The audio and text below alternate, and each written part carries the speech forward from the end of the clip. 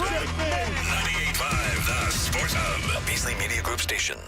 Sports Hub headlines. Presented by Celsius Energy Drinks. Celtics had last night off. They make their sixth and final stop on their road trip this evening when they visit the Memphis Grizzlies. The Green have won 8 in a row. Grandy and Max have the pregame at 7 and the tip-off at 7:30 here on 98.5 The Sports Hub. Jaylen Brown is questionable for the Celtics. The Grizzlies are playing their second game since firing head coach Taylor Jenkins on Friday. Red Sox are now 1-3 to begin their season after a 3-2 loss in Texas yesterday. Alex Bregman says there's no need to worry yet. Yeah, we play 4 games. It's a long year. I have confidence in every single person in this room. I'm looking forward to continuing to compete with this group of guys. I'm excited. Sox scored twice in the top of the 6th to take a 2-1 lead, but then Richard Fitz allowed homers to Wyatt Langford and Adolis Garcia in the bottom of the 6th inning to hand the home team the lead for good. This season opening 7-game road trip continues in Baltimore today. The NFL league meetings are underway in Palm Beach, Florida. According to ESPN, they're supporting the competition committee to ban the tush push. Also, the Patriots have reportedly discussed joint practices this summer with Washington and Minnesota, and the team is expected to have their first preseason game in Foxborough and then play the final 2 on the road. The Bruins have placed forwards Patrick Brown and Vinny Lettieri on waivers, and at the NCAA men's basketball tournament, all of the top seeds have reached the Final Four. Auburn beat Michigan State last night 70-64. They'll play Florida in the early game in San Antonio on Saturday, and Houston beat Tennessee 69-50. They get Duke next. Sports Hub headlines are brought to you by Catches Law. At Catches, they specialize in helping those who have been injured, not only from a one-time incident, but from a lifetime of hard work and labor. Does this sound like you? Visit catcheslaw.com. I'm John Wallach at Boston's Home for Sports, 98.5 The Sports Hub. Your next update at 6:30. Boston plays here. Pressure, half court, it's in the air. He got it! He did it again! 98.5 The Sports Hub. Ladies and gentlemen, I need all of you to stop what you're doing and listen. Toucher When has that been necessary to fact check? and Hardy I am not known as Mr. Fun. on 98.5. Hey there. Sarge GPT booting up. Let me hear you say, boo, boo, boo. Crush me, mommy. Say my name. I'm a robot. I'm the son of the Pope. I'm a goddamn drag! Yeah, good luck, dude. Nothing like a good tushy. I love you. And I think you know that. Excuse me? Toucher and Hardy Watch Daddy and Uncle Freddie. Knocking back some fun. Having some fun. on 98.5 The Sports Hub. Let's go. No, I'm not. You can go to 98, search 98.5 on YouTube. So this is going to go viral now because I yell at you guys. You didn't say anything that bad, Mike. I apologize for that outburst. You shouldn't apologize. You didn't really do much. The outburst. Knock it off. He's the best. To be honest with you, Mike, you didn't come off that bad. You didn't say really anything except you just harped on some crap. And I'm on Okay. your side, Mike, in that the people working for you are probably far dumber and less qualified than anyone you worked for at WFAN. Yeah, but who said it? Well, you in a way, I'm relating to you, Mike. You keep fighting back at me, but I'm actually. You're wrong about that. Oh, Mike. Well, that's your humbleness coming through again. You just can't take it when someone speaks positively about you. Okay, Yeah, Mike Francesa didn't. I would say yelling is very strong. who's correcting me? He was annoyed at 2 guys he couldn't see during his podcast because he heard them talking about how St. John's had won the Big East tournament even though they hadn't played Creighton in the final yet, and he was arguing with them. Not even arguing. He was just like, "Who's talking?" Like he was just like an old guy talking Who to was people that? he's never talking over a microphone to people he's never seen before, most likely, and they were too stupid to interact with him again. Yeah, but who said it? So, and then now it goes kind of viral. I mean, we talked about it, but my take was it's just sad because Francesa worked at the Fan, and when he worked at the Fan, I'm sure his support staff was, a lot of them ended up becoming, big shots in media because they were really smart, really motivated people that ended up, that was a starting place for them. And then they ended up going on into bigger and better things. And then now that Mike's doing his podcast, he's really down to the dregs of society to work with him. 0.0005% of the people that used to listen to him now. Yeah, and that's not even the thing. Is just it happens to people. I told you it happened to my dad. My dad worked at an ad agency with Lawrence Kasdan, the guy who went on to write The Big Chill and Empire Strikes Back, and he had like it or not, I mean, the lady is obviously more talented than most agency people. The lady who wrote Kathy was a graphic artist for the company, and those were the creative team that he was working with, and that wasn't even the head of creative wasn't even one of those people. And he went and he's doing this like free work for this agency in Knoxville that does his housing place where he lives, like the Tellico Village, and he says it's unbelievable because I'm just dealing with morons. Like I dealt with these incredibly brilliant people in my industry, like the best people in my industry, and now I'm dealing with fools. If you're listening from that agency, he doesn't say it maybe verbatim like that, but pretty close. Yeah. And it's true. Like I mean, the same thing is going to happen in radio, and just in general is that as things spread out and you're not going to get the Chris Oliveros, who's now a big head of CBS Odyssey Radio now, and he was an intern for Stern. I mean, there was all these people that were interns for Stern. Like there was people that were assistants to Lorne Michaels that are head of big film agencies now, and the head of CAA and stuff. That have written movies that were big hits. The talent funneling out of these businesses isn't what it used to be because it's so spread out. It will get that way again. In what form, I don't know, but the best and brightest creative minds will find a way to there will be a consensus on where to go at some point. But I understand where he was coming from that. It was Hardy's birthday yesterday. Happy birthday, bud. Thank you. You go crazy? You go nuts? What'd you do? I had I would say a very poignant birthday yesterday, and my body started breaking down on Saturday. I did consult Dr. Google on several matters, and decided at first what I had was the beginnings of a sports hernia, which, this is one of the perils of pickleball, John. Yes. You get in there and I understand. You got to stretch out thoroughly before you play. But do you? Or do you have to warm up first and then you stretch? Okay. This obviously, is the thing. yeah. But a pain in my groin, Fred, and I don't know if I can say testicle, but I want to say right testicular area. In the Sweet 16, you can't say testicle. You can't? Why not? Because when Jace Richardson got hit in the balls, they reviewed it for 4 years to not give a foul because there wasn't one. And they said they couldn't even say groin. That's right. They said sensitive area. I had this conversation with friends of mine yesterday. In the privates. Would there really be who would care if you said testicles? Is there anyone? Why is testicles a bad word in any way, shape, or form? It's really extraordinarily dumb. Extraordinarily dumb. Like that now men don't have testicles. There's nothing cute or dirty or what are people going to just frantically start masturbating because they hear testicles? Is the wave of your male audience, young male audience, going to just start craving them sexually? What's the Yeah, he was hit in the testicles, like he was hit in the knee, like he was hit in the elbow, like he tore his MCL or ACL. You can't say testicle? Well, yeah, I think you would probably say groin because that's very specific. Maybe he just got hit in his penis and it wasn't in the testicle. You don't know for sure. Well, then he's got a real large penis. We don't know. Well, I mean, you're talking especially during a game, that thing's waving around like no tomorrow. My point, Fred, is that a pain in that general area, but was also in the thigh. No, he got hit in the balls. Okay, he did. Can we talk about me and my injury? I was just making. I was ramping off of your story. Okay, I was taking a little sideline into an interesting sports thing. Okay, well, this is sports. Is pickleball not a sport?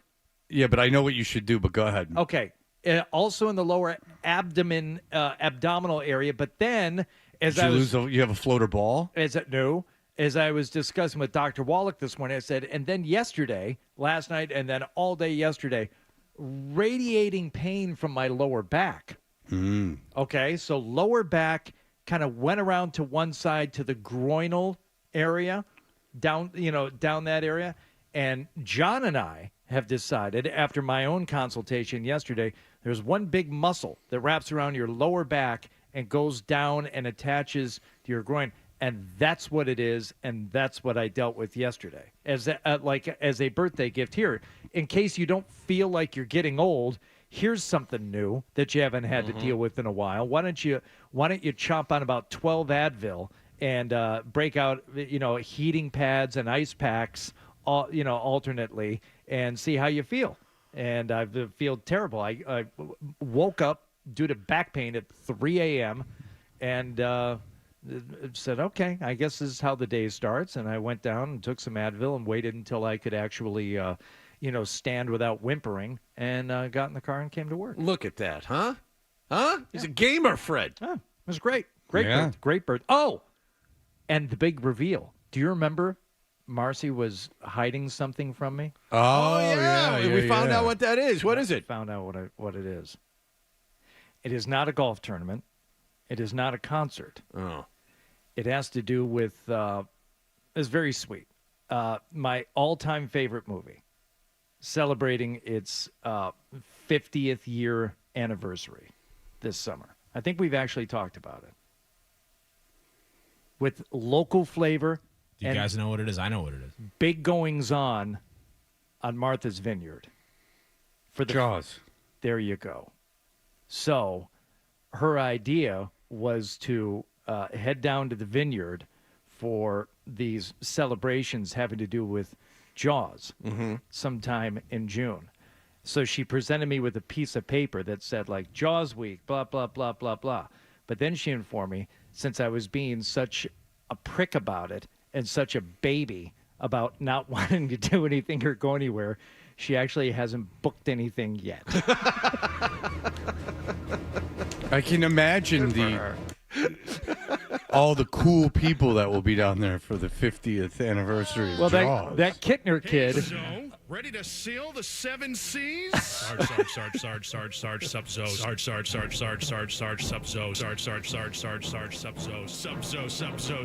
It's all good, baby.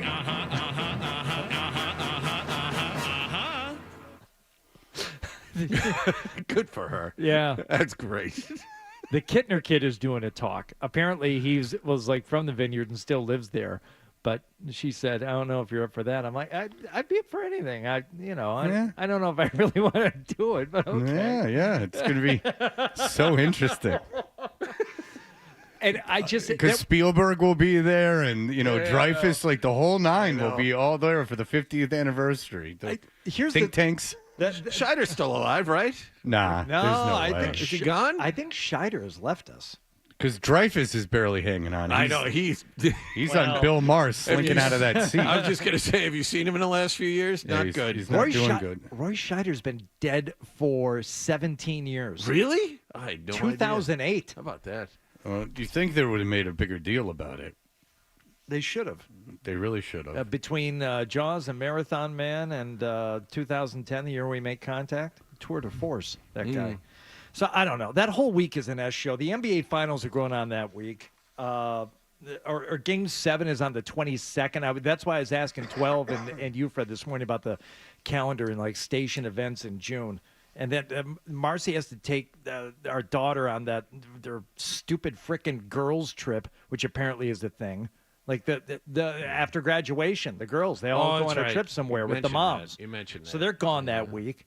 We're down at the Travelers one day. Like, I don't know how. Oh, that's right. I forgot. I don't know how I'm gonna like. So when she brought this up, I was like, "Oh, that's really sweet." And then I just started thinking, there's a bunch of crap going on at that time. You're gonna be gone. I'm gonna be gone. I don't know who's watching. What's his name? The boy. I don't know. I don't know how we're gonna do any of this. But okay, Jaws on the Vineyard. Great. I forgot we're broadcasting live from the Travelers. Is that both Thursday and Friday, or just Friday? That's just that's Wednesday the 18th. Wednesday. Oh, it's Wednesday. Okay. Right in the middle of the week, we got to go to Connecticut. Well, Get to. there Go to was Connecticut. Get to go to Connecticut, right? remember there was a very strict thing that I am to be picked up Yeah. from the hotel, taken to the broadcasting site, and then picked up from there and taken directly home. Yeah. Kendall Roy over here needs to. Well, Why don't we get you a motorcycle driver? You can just ride on the back. no, I don't want to. I want to be in the back of a car. Okay. I don't want to. I want to be picked up, taken to the hotel, picked up in the morning from the hotel, taken to the broadcasting site, and then I want to be taken from the broadcasting site and taken right home. I tell you, Hardy went on and on about the parking. Couldn't you say enough about the parking? It How really the parking is. lot is right across the street. I'm You not just walk driving. right over. I'm not driving. This is ridiculous. I said I'd do it. I'm not driving to the Travelers and doing anything. I'm not doing anything. We get a free round of golf at least in this. Oh, yeah. We get to go out and play the course in the middle of the tournament. John. Beautiful. No. I'm all in. No. Darn. I'm not playing any golf. It's funny. I knew you guys would make fun of me for it. You should be asking for the same thing. You should be asking for a little respect. They're going to have you go out and do one day from the Travelers, which Yeah. is if they're going to have us do it. And how much are we getting paid? That's nothing. So $100,000 each. So I want to be Cool. picked up, and I don't want to have to do anything. That's the thing. I'll broadcast from there and do whatever they want me to do from the broadcast, but I'm not. It's ludicrous. Got to get in my car and drive out to the Travelers and all that stuff. It's only 2.5 hours. What's the problem? Jesus Christ. I did it last year. It's no big deal. I left here one day. I drove down there. I checked in the hotel. I got up the next morning. I did the show from there while you guys were back here, and then I drove home. Why can't we do that again? I am doing it. No. How come we are there this year and with you? How come It was you're part not? of the sale. They wanted everyone there. Oh, They okay. want everyone there, and it's actually going to be on the Pro-Am day, so we'll actually get guests. So, Oh. yeah. lot of guests, a lot of golfers. Hopefully. 6:30 in the morning. Hopefully for ratings' sake. Yeah. As many as they'll give us. Yeah, who are the headliners at the You know, Travelers? your attitude about this is a lot like mine toward my birthday gift, and that blew up in my face. So watch yourself. Just oh no. it's just the idea that it's like Fred wants to get paid for this, and then they're like, what a jerk. And we're not getting paid, but it's just like we should all be doing everything for free. 2.5 hours. It would be easier to pay you than it would be to honor a request like I don't want to do anything. I'm gonna do the show, which is what I get paid to do. But I think that talent should be driven. If they want you to do something for a day, you can laugh all you want, and you can minor league the whole thing. Yeah. Yeah, good, because you're such a lunch pail guy that you don't even want anything. I'll drive myself there. Nope. You should ask. John will. John drives to New Jersey in a I'm minivan. all in. I'm driving. He loves it. John's a nickel and dimer. You guys need to at least act like you're of some importance. There needs to be a point where you say, "All right, I'll do this for the good of the team," but I want you got it. You got to. You know they don't the people that are on shows, they don't drive themselves to the live show. How long are we going to New Haven? Where are we going? How long? Where's Cromwell? Cromwell, it's in Connecticut. Thank you. Yes. How far away I is don't it? know. You got a freaking computer in front of you. You gotta type drove it last year. I figured maybe you would remember. This is a management's wet dream. You two arguing about that someone would want to ride somewhere. Yeah. Why would you want that? An hour and 50 minutes from here because we're right by the Pike. Yes. Yes. So probably less for you, John. Can take Probably an hour and 30 a half. minutes to get to Groton. Good luck getting there to Connecticut in an hour and in an hour and 50 minutes. Middle of the week. Can we get one of those like party limos? Oh, beautiful. It would be great. I could drive with you guys, but you guys are too humble. If we get a party limo, I'm in. Sure. Yeah, you should ask for it. I don't know why you guys don't ask for things. Louth is here real early for some reason. Oh, Because of baseball. He was saying something about spring baseball. Party limo. And I'm not kidding. I mean, I'm not driving myself out there. I'm not. You know, they used to take I remember when my friends during the aughts, I was dating a girl. She's younger than me. So she's probably like 23, and she had her first job. and the economy was doing so well that they would fly them first class anytime that they had to fly over an hour. And she had like some dumb job. It was like a white collar job, but some dumb job. And they would fly them first class because if they didn't, they would lose they needed perks in there. Yeah. But for some reason, radio people feel so terrible about themselves that they don't want to ask for anything. Everyone's far too humble. But there's never been more people who bitch about their circumstances than radio people. You never ask for anything, but you're consistently bitching. Instead of asking and receiving, if you want more things, you should ask for them. If you want to be treated a certain way, you should be asked to be treated that way. It's very interesting to me. There's this like shooting yourself in the foot mentality of it. Is that, okay, if you want me to do something, I don't need to get paid. It's for the good of you want to make this sale, but it's ludicrous that I'm not a vacuum cleaner salesman.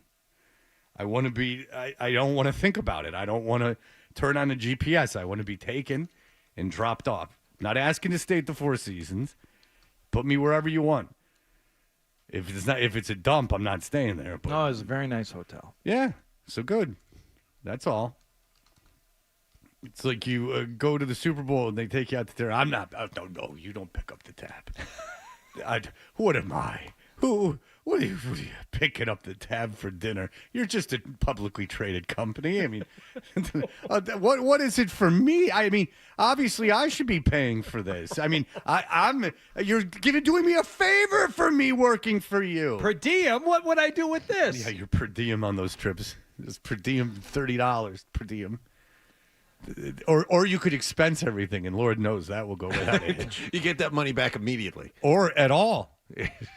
Yeah. Radio people. There's a kilo of this guy. He wants something. And then the next day, this place sucks. No. All right. Maybe we can go right from the Travelers, and we'll have the party limo take us down to Woods Hole, and we'll all catch the ferry over the Vineyard, and we'll do a show trip for the Jaws anniversary celebration. That's a quick trip. Cromwell, Connecticut to Woods Hole. Listen, yeah, straight shot. If it's being paid for and the accommodations are nice, I'm more than up for it. It's right there. I'm more than up for it. Okay, look, the Elite Eight was yesterday. The Red Sox finished their first series. There's a lot going on. We will talk about it in just a moment. Toucher and Hardy.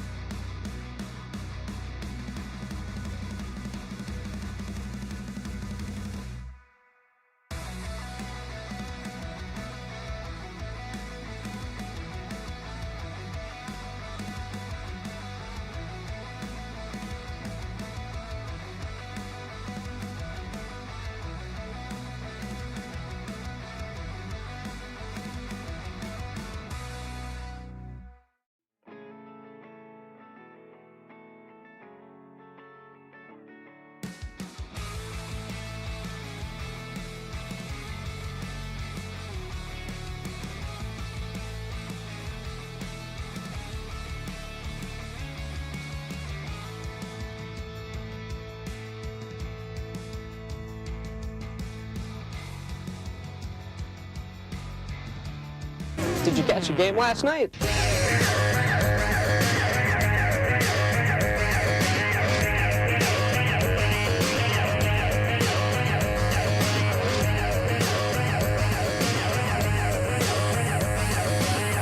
Hey, we're touching on Hardy. What happened last night is brought to you by Leonard Hair Transplant Associates, where your hair doesn't have to be a game of what happened, so change your lettuce and change your life with Dr. Matthew Lopresti at 1-800-GET-HAIR. What's going on? Well, we had some Elite Eight matchups yesterday. We'll start with the game last night as Michigan State took on Auburn and a certain Mr. Broom. Broom backing down Kohler, spins, powers up, and lays it in.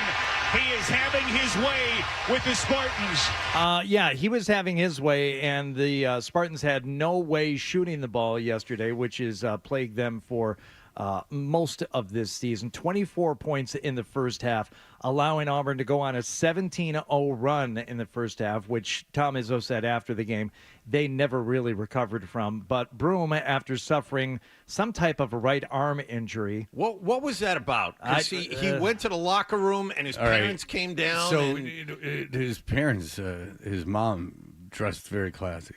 He had hurt his arm and stayed in the game. I guess he's left-handed because he hurt his right elbow and stayed in the game. And then he came back in the game and fouled a kid. And when he fell, he hyperextended the elbow again. So he told the bench, "I'm not coming back in." He told what's his face, the coach of Auburn. He's like, "I'm not coming back in." Yeah, Bruce Pearl. He said, "I'm not coming back in." He went to the locker room. He came back out. And he couldn't move his right arm. It was obvious. But Pearl put him back in, and the game most likely was kind of out of hand. But Michigan State was hanging around, and wouldn't you know, he gets a pass outside the 3-point line and drains a three. And you mean this one? Behind the back bounce, Broom open right wing three, got it. We got a Willis Reed moment here in Atlanta. Well, he hurt his right elbow. That left elbow is still 100% perfect when he steps into his shot.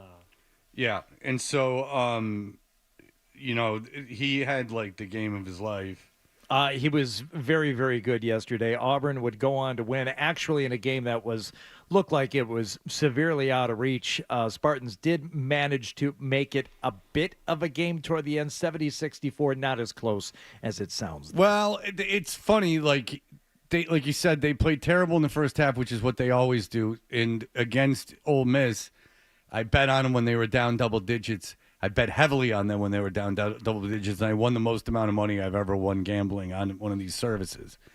Like real money for the first time ever.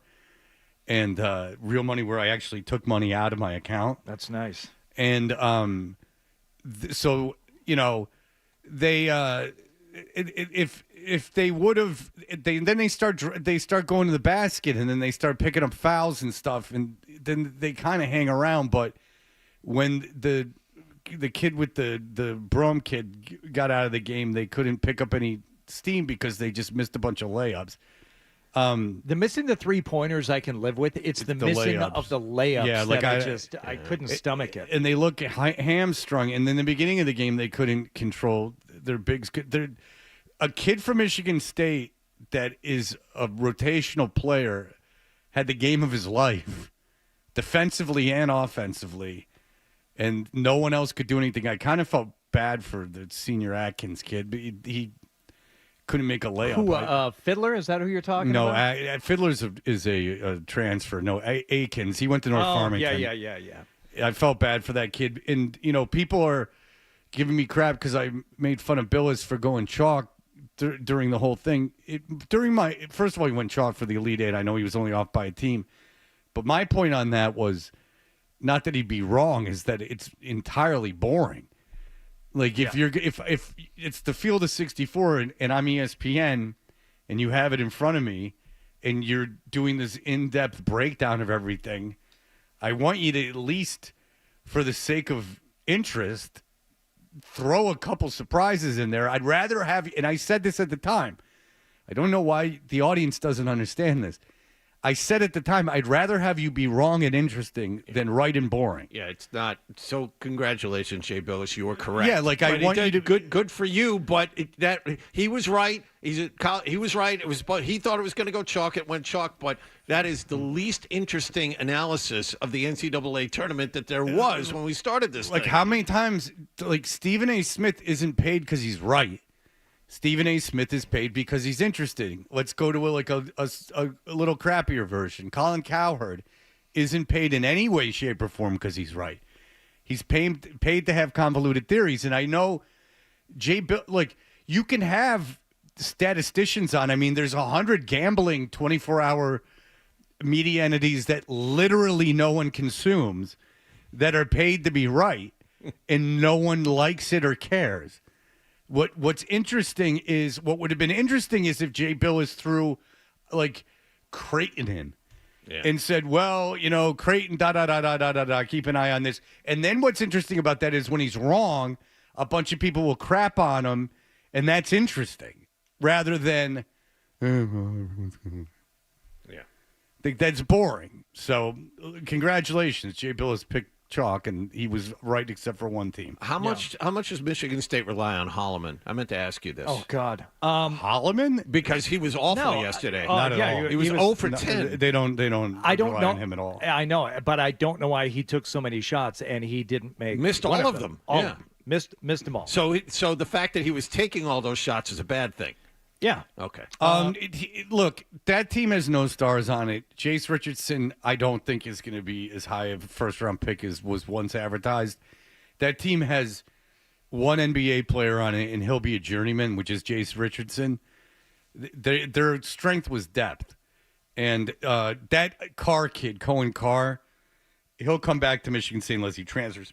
He's not going to play pro. He's such a stud athletically. If he learns to shoot, he could be an NBA player for a while. Like, he's better than Tillman. Great athlete. I like an it. incredible. Yeah. Well, yeah. I mean, he's so Great fun athlete. to watch. Yeah. But his game sucks. He had one good game, but his games in the tournament, Bryant. in the tournament, his game, his game sucks. But yeah, look, they're not as nearly as talented as the teams that they were playing, but. It's a shame. It would have been nice to see Izzo in the Final Four. I thought that they would beat Auburn. Not enough to bet on them when they were down, but I bet a little bit when they were down just to keep the track record going. But I bet about 1/10 as much as I bet on the Ole Miss game. Remember, I'd been betting on them when they were down all season long and had made quite a little windfall for myself doing that. But I did not have the faith that was happening yesterday. So Auburn advances. Another 1-2 matchup yesterday between Houston, and they were taking on Tennessee. That game, now that was a blowout. H-Town ready to invade the Alamo City. The Houston Cougars, for the 7th time in school history, are headed to the Final Four. A 69-50 win over the Tennessee Volunteers. I think they're going to beat Duke. I do too. I picked them that way. Houston, they had one game where another team was good offensively, and that was Gonzaga. But other than that, they have shut everybody else down in this tournament. If anyone can shut that Duke team down, it's this one. They're great. I would not want to play them. And their 3-point shooting now, I heard a stat that they were like the last 5 years, 170th, 160th. 150 at 3-point shooting, and now they're like top 10. It kind of sucked though because you're settling in to watch the game yesterday, and if you were watching that, did you happen to see how many points Tennessee scored in the first half? I was keeping an eye on it. I was doing stuff during that game, but I was keeping an eye on it. Didn't they say like 15 or something? That's exactly right. 15 points. It's 34-15 at the half. You're like, okay, well, I mean, I guess I'll watch just to see how good Houston is and continues to be. But it wasn't any kind of a game. But I will give you this, is that the tournament games towards the end were the amount of breaks is just really, really something. Oh. Especially for the cleaning of the court. They were a lot of intense Mop sessions. So on the court. This is what I was talking about last week, Fred, that angered you so much when I was talking about the actual product and presentation of the game. I understand the drama involved and what it means, and I enjoy watching, the teams and what's at stake, but the actual entertainment aspect of it, not great. And it's not just the timeouts being called, it's all the stoppages. It is the incessant looking at the videos, checking for the flagrants, and putting 0.6 of a second back on the clock. It's like, and even the announcers during the Michigan State Auburn game were goofing out. It's like, yeah, why would you let them play? Why would you allow any flow to the game? Yeah, absolutely. Why don't you guys stop it again and go over there so you can put a meaningless 0.6 back on the clock? And it was an advantage to Auburn in that game too, because Michigan State's depth is part of their advantage, but it's not just the last 2 minutes, it's the entire game. And that's not the way it is in the regular season. Regular season college basketball cooks. And it's not only the officiating, it's the TV timeouts. The TV timeouts are super long. The halftime's longer. Like, everything's longer. They really, really, and like in the Ole Miss game, Michigan State Ole Miss game, like, you'll deal with it because it was a great game and came down to the wire. But a game like Auburn, Michigan State, when they just keep stopping things. And then even in that Ole Miss game, listen to this play. So Jace Richardson, Michigan State's on offense. Jace Richardson goes down. Michigan State misses shot, fast break back. Auburn scores. Officials timeout. They go to the table because Jace Richardson fell down to see what happened. He got hit in the balls. It wasn't a foul. He just ran past the kid, and the kid's hand hit him in the balls. They looked at that thing for 5 minutes.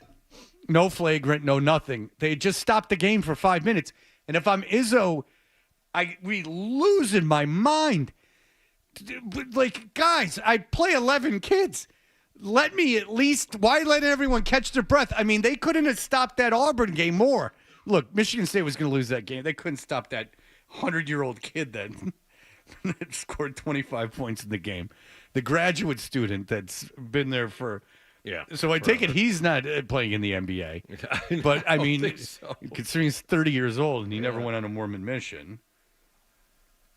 So that's where we're at. We got chalk. We got all the number ones in there for the first time. Well, it's only happened twice in this century. It happened in 2008, I believe. Yeah, 2008 and one other time. Whatever. It is what a lot of people predicted. It's not what you would hope for. It's not a year for the Cinderellas or the upstarts or anything else. It's very top-heavy seeding that went on this year, and it's played out that way. Right. So I think the Houston-Duke game might be interesting. I could really care less about Florida-Auburn. That's why Houston-Duke's the late game. Yeah. Because I don't. And then Auburn as a rule, the national championship game isn't that much of a viewer's sensation. Saturday, 6:09 p.m., Auburn, Florida, and then 8:49 p.m. Saturday night, Duke and Houston will face off. All right, so we'll be back in just a moment. Here are the headlines. Essential Sports Hub headline presented by Celsius Energy Drinks. Celtics will visit the Memphis Grizzlies tonight as they wrap up their road trip. Jaylen Brown is questionable. Grandy and Max have the pregame at 7. The tip-off at 7:30 here on 98.5 The Sports Hub. Red Sox lost their third in a row yesterday, 3-2 in Texas to the Rangers. Sox are 1-3. They visit the Baltimore Orioles this afternoon. Bruins have placed forwards Patrick Brown and Vinny Lettieri on waivers. Their next game is tomorrow night at home against the Washington Capitals. And an Elite Eight play at the NCAA men's basketball tournament. Auburn beat Michigan State 70-64. Houston blew out Tennessee 69-50. Sports Hub headlines are brought to you by Awaken 180, the official weight loss program of the Boston Red Sox. Make this season your season with the solution for weight loss, Awaken 180 Weight Loss. I'm John Wallach of Boston's Home for Sports, 98.5 The Sports Hub. Your next update at 7 o'clock. Stay tuned for more Toucher and Hardy on the Sports Hub. What's better than a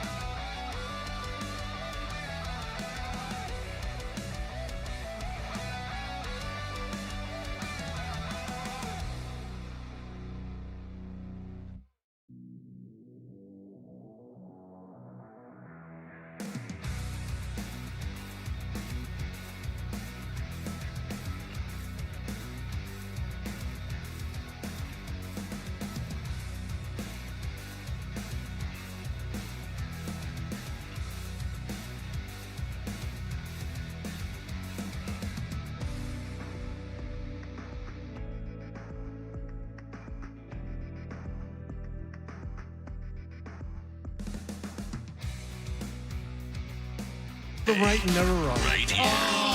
Is that Toucher or is that Hardy? Kinda looks like a poodle. It's an effing poodle, dumbass. The Sports Hub.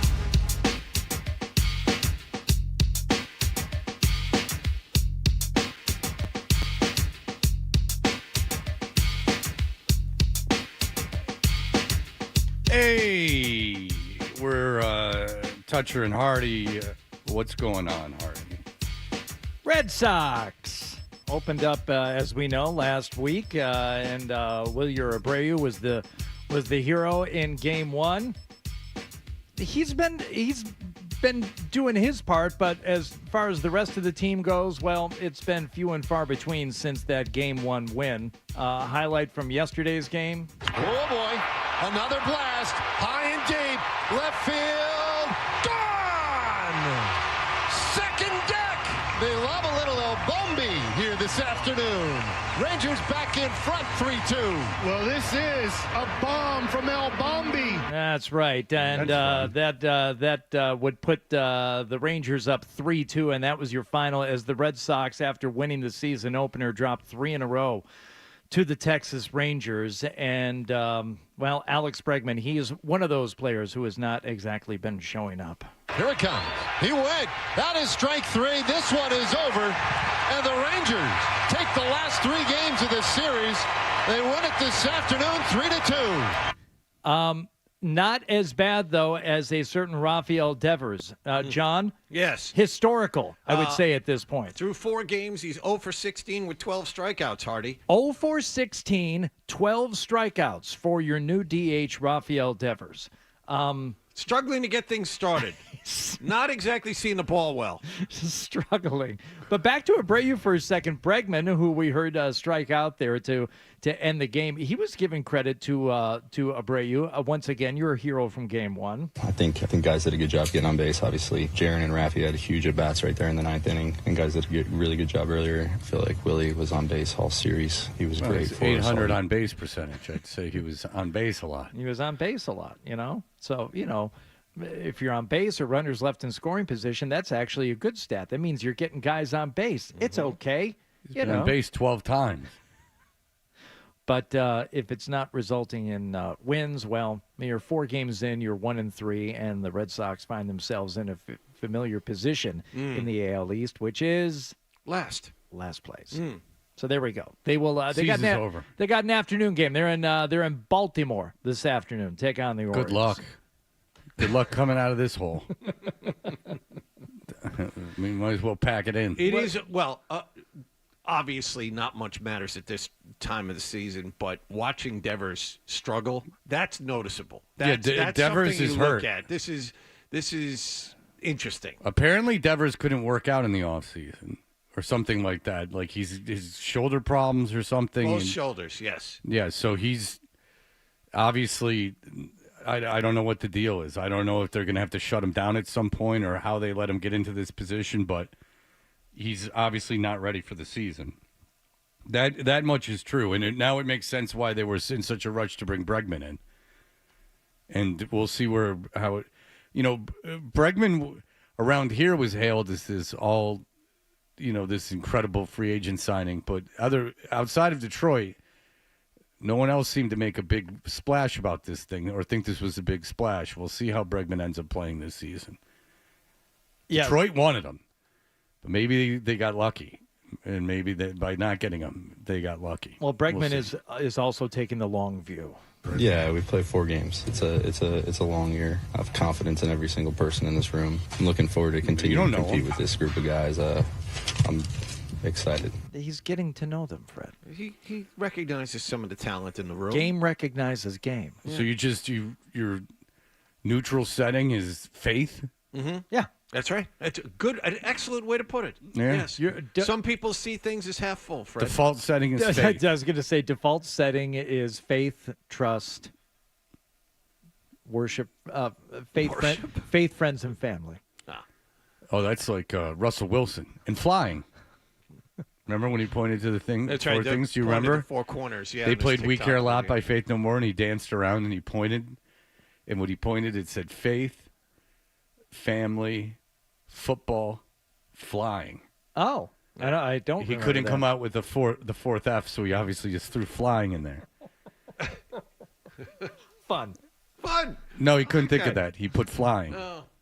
It's one of the nerdiest things that you'd see. And I'd say it's the nerdiest thing you'd ever see, but he's done other things. Do we? He's out-nerded himself out of the NFL, and that's not a joke. Russell Wilson's career has suffered due to his unsociability and nerdiness. And I'll just do a little deep dive into his relationships with the teams he's been on. It's not this total ego thing all the time. A lot of times it's his total nerdiness. Go ahead. Hang on. Tyler, go ahead, Tyler. Oh, it's my turn? Here we go. Oh, boy, your voice sucks. Okay, go on. I can't hear that. Do you want to talk about? Do you want to talk about your guy from the Cardinals there, Wilson Contreras, and what he pulled off over the weekend? Yeah, this was kind of funny. Yeah. Contreras is chewing on the tape, and he'll chew some more as he's down on strikes. Fourth strikeout for Ryan. This will be the tail of the tape. Yeah, why use a pocket when you could just eat it, you know?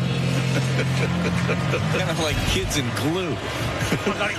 All right, I can't hear them talk about it anymore, but it is interesting what he did. So he had called timeout already, and the pitching clock was running down, and he had put too much tape on his bat, and he was trying to get it off with his mouth because he only had like 8 seconds. Yeah. So he was getting it off with his mouth, and, you know, he had his hands on the bat, so he got it in his mouth, and he swallowed it. He not only put it, he didn't just put it in his mouth and spit it out after the at-bat. He put it in his mouth and swallowed it. He's a genius. He had too much tape on his bat, so he started working it off his bat. And then he finally removed the tape. And you think, you know, these guys for generations have been carrying a bunch of stuff around in their mouth. And, you know, whether it be sandpaper or tobacco or what have you, or in Francona's case, the tobacco and gum all wrapped up all gross. He just decided to swallow it and to pass it. I would imagine today would be when he passed it because he ate it on Saturday, wouldn't you guess? I didn't know that he swallowed it. No, he did swallow it. That was, I okay. listened to the Cardinals broadcast yesterday. All right. Contreras, it's not being reported by MLB.com, the article I put in there. But the only reason I put it in there, it's not interesting that he just ate it off the bat. That was a It's that he bad swallowed taste, it. really bad. I don't try to put pine tar or sticky spray on my bat, but it was disgusting. It was a bad taste. Yeah. The highlight of the story is he swallowed it, and therefore he's going to poo it out. So that is the 3-0 Cardinals. That is the dedication they brought to this season. Because as confident as I am the Red Sox are sunk, I'm confident that the Cardinals are on their way to the World Series after their sweep of the Minnesota Twins. Clash of the Titans this coming weekend. I can't go. I wish I could go. They're playing a Friday day game I can't go to, a Saturday day game I can't go to, but no one's buying my tickets. They were expensive. And now I'm selling them for a decent price, and no one's buying them. So I'm out $500 on these things. Whoa. Well, $500 because you know how it goes. They weren't $500 face. They were like $175 face. They're right behind the dugout, right behind the Cardinal dugout. Oh, man. I mean, it was my one Cardinal game, and then I can't go because my son has a game.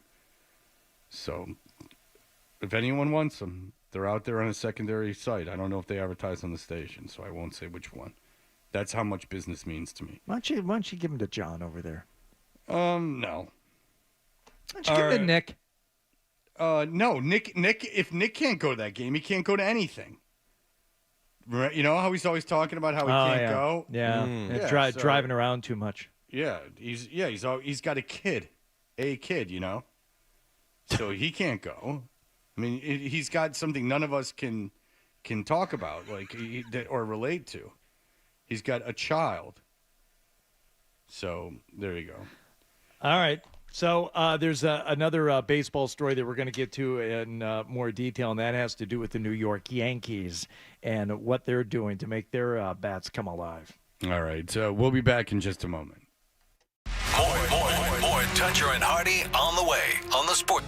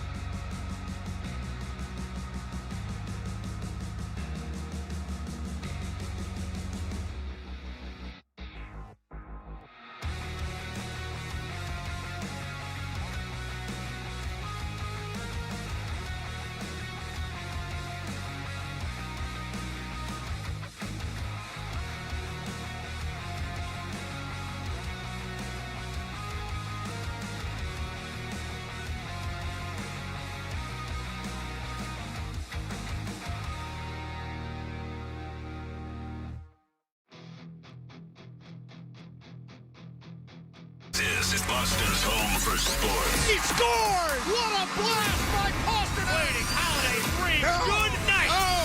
WBCFM and HD Boston 98.5, the Sports Hub. Beasley Media Group Station.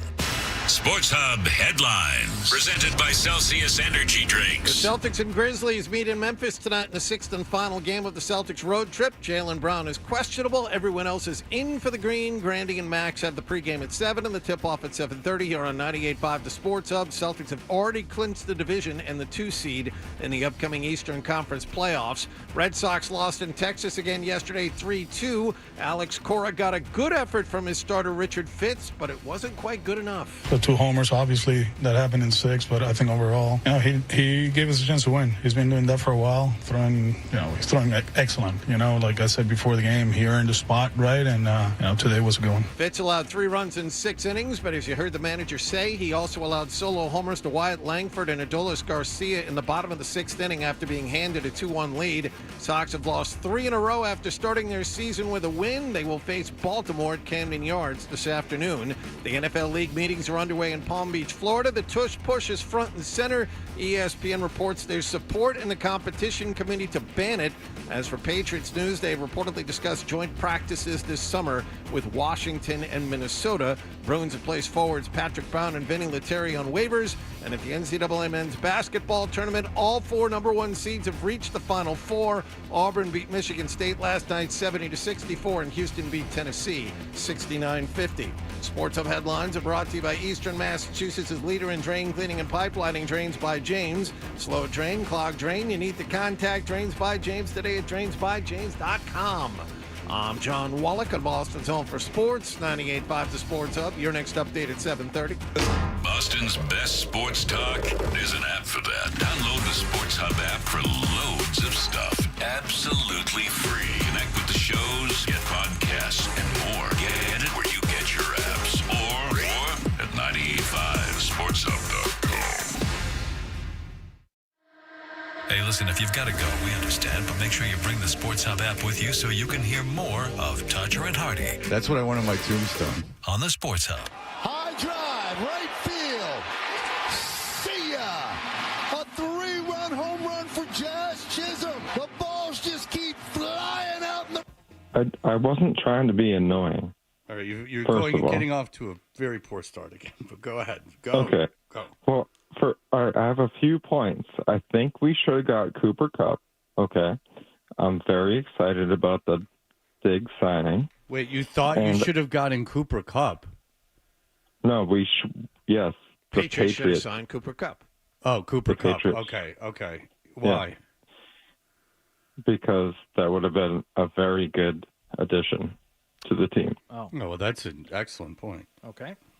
Yeah. Okay. And I'm going to keep going here. Fred, I just have a question for you. Like, you get paid to be miserable every day. And it's just like, it's kind of crazy that you just kind of like coast on that. How do you really do that? Like, it's just like, you just get to be miserable. Like, I do that too. And it's just like, how do you do that? Yeah, he's looking for some tutelage. Is that what you've ascertained from this call? Yeah. He wants you to instruct him in the ways of benefiting and profiting from being miserable. I think that if you're looking for a career in broadcasting, kind of just follow what you've been doing here. Like, I think that yeah. So like exactly what I'm doing in this call. Yeah.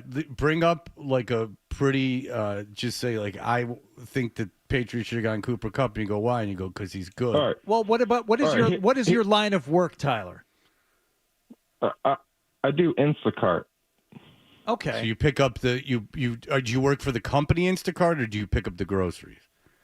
No, I pick up the groceries. I mean, do you have like a posse at the grocery store? Because what I'll notice is if you go to Wegmans, there will be a table, and I'm being serious here. I'm not being sarcastic. I'm a little jealous of like the 5 guys from Instacart that sit at the table at Wegmans, because it seems like they've developed a friendship just being Instacart guys.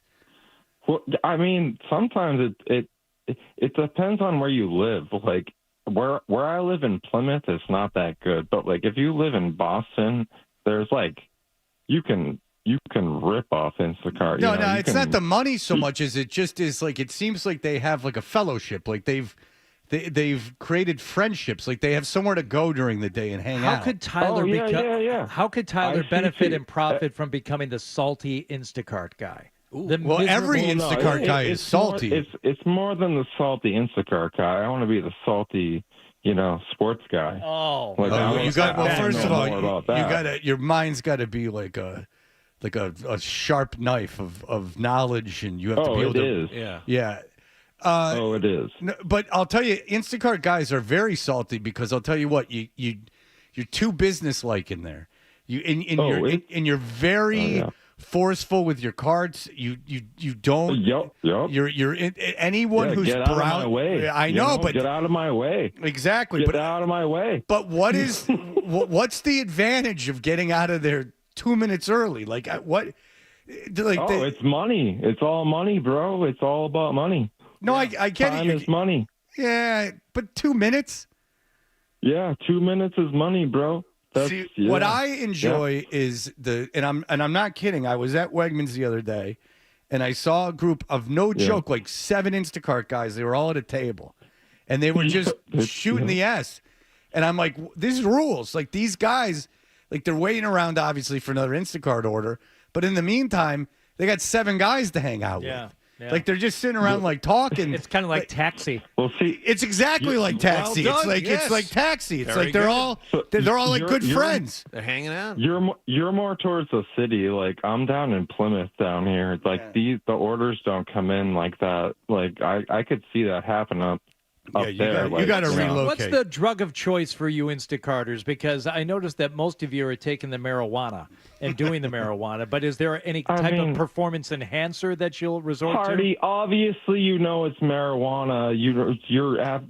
That's a rhetorical question, Hardy. All right. Yeah, stupid. Yeah, there is a waft of when someone. You guys are in an awful hurry for someone who's that high. Crack open that door, and if you're ever outside, we're trying to get that money. We're trying to get that money. Toucher, what are you talking about? No, I get it, but you can understand that I'm just Toucher. I don't know exactly where everything is like you do. Like you have the place, the place like the back of your hand. Don't. Yeah, I do. I've done over 3,000 Instacart orders.